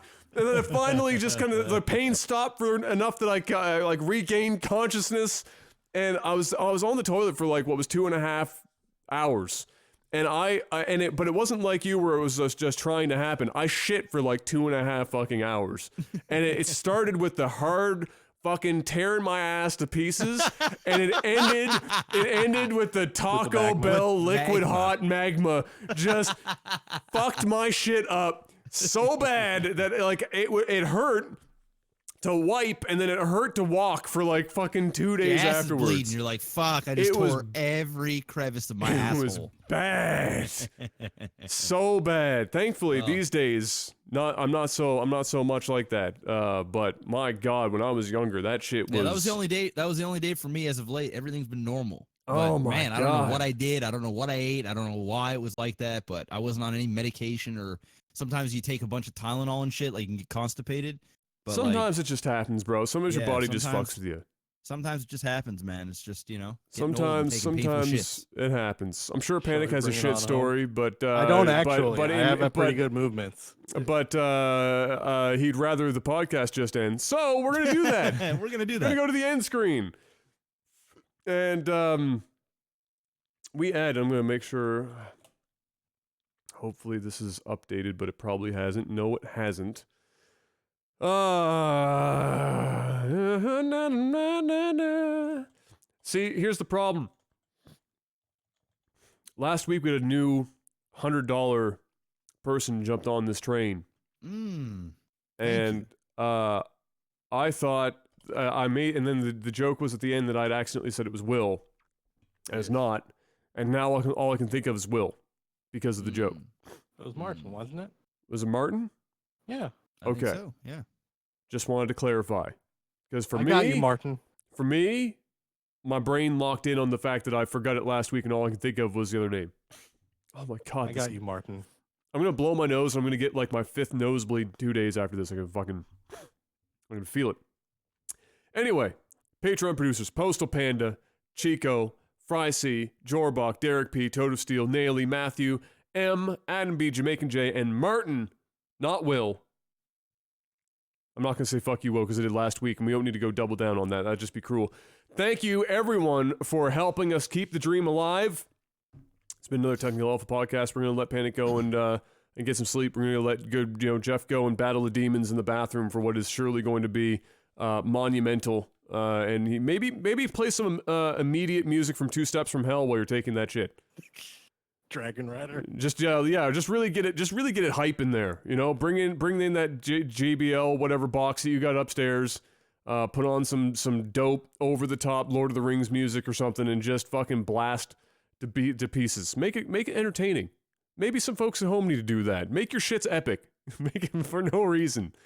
Just have some fun with it. Ladies and gentlemen, it's been another Technical Alpha podcast. We'll see you guys next week. TechnicalAlpha.audio is the website. Patreon.com/TechnicalAlpha is the Patreon. Thank you for watching and listening as always. And until we see you guys next time, peace. Bye.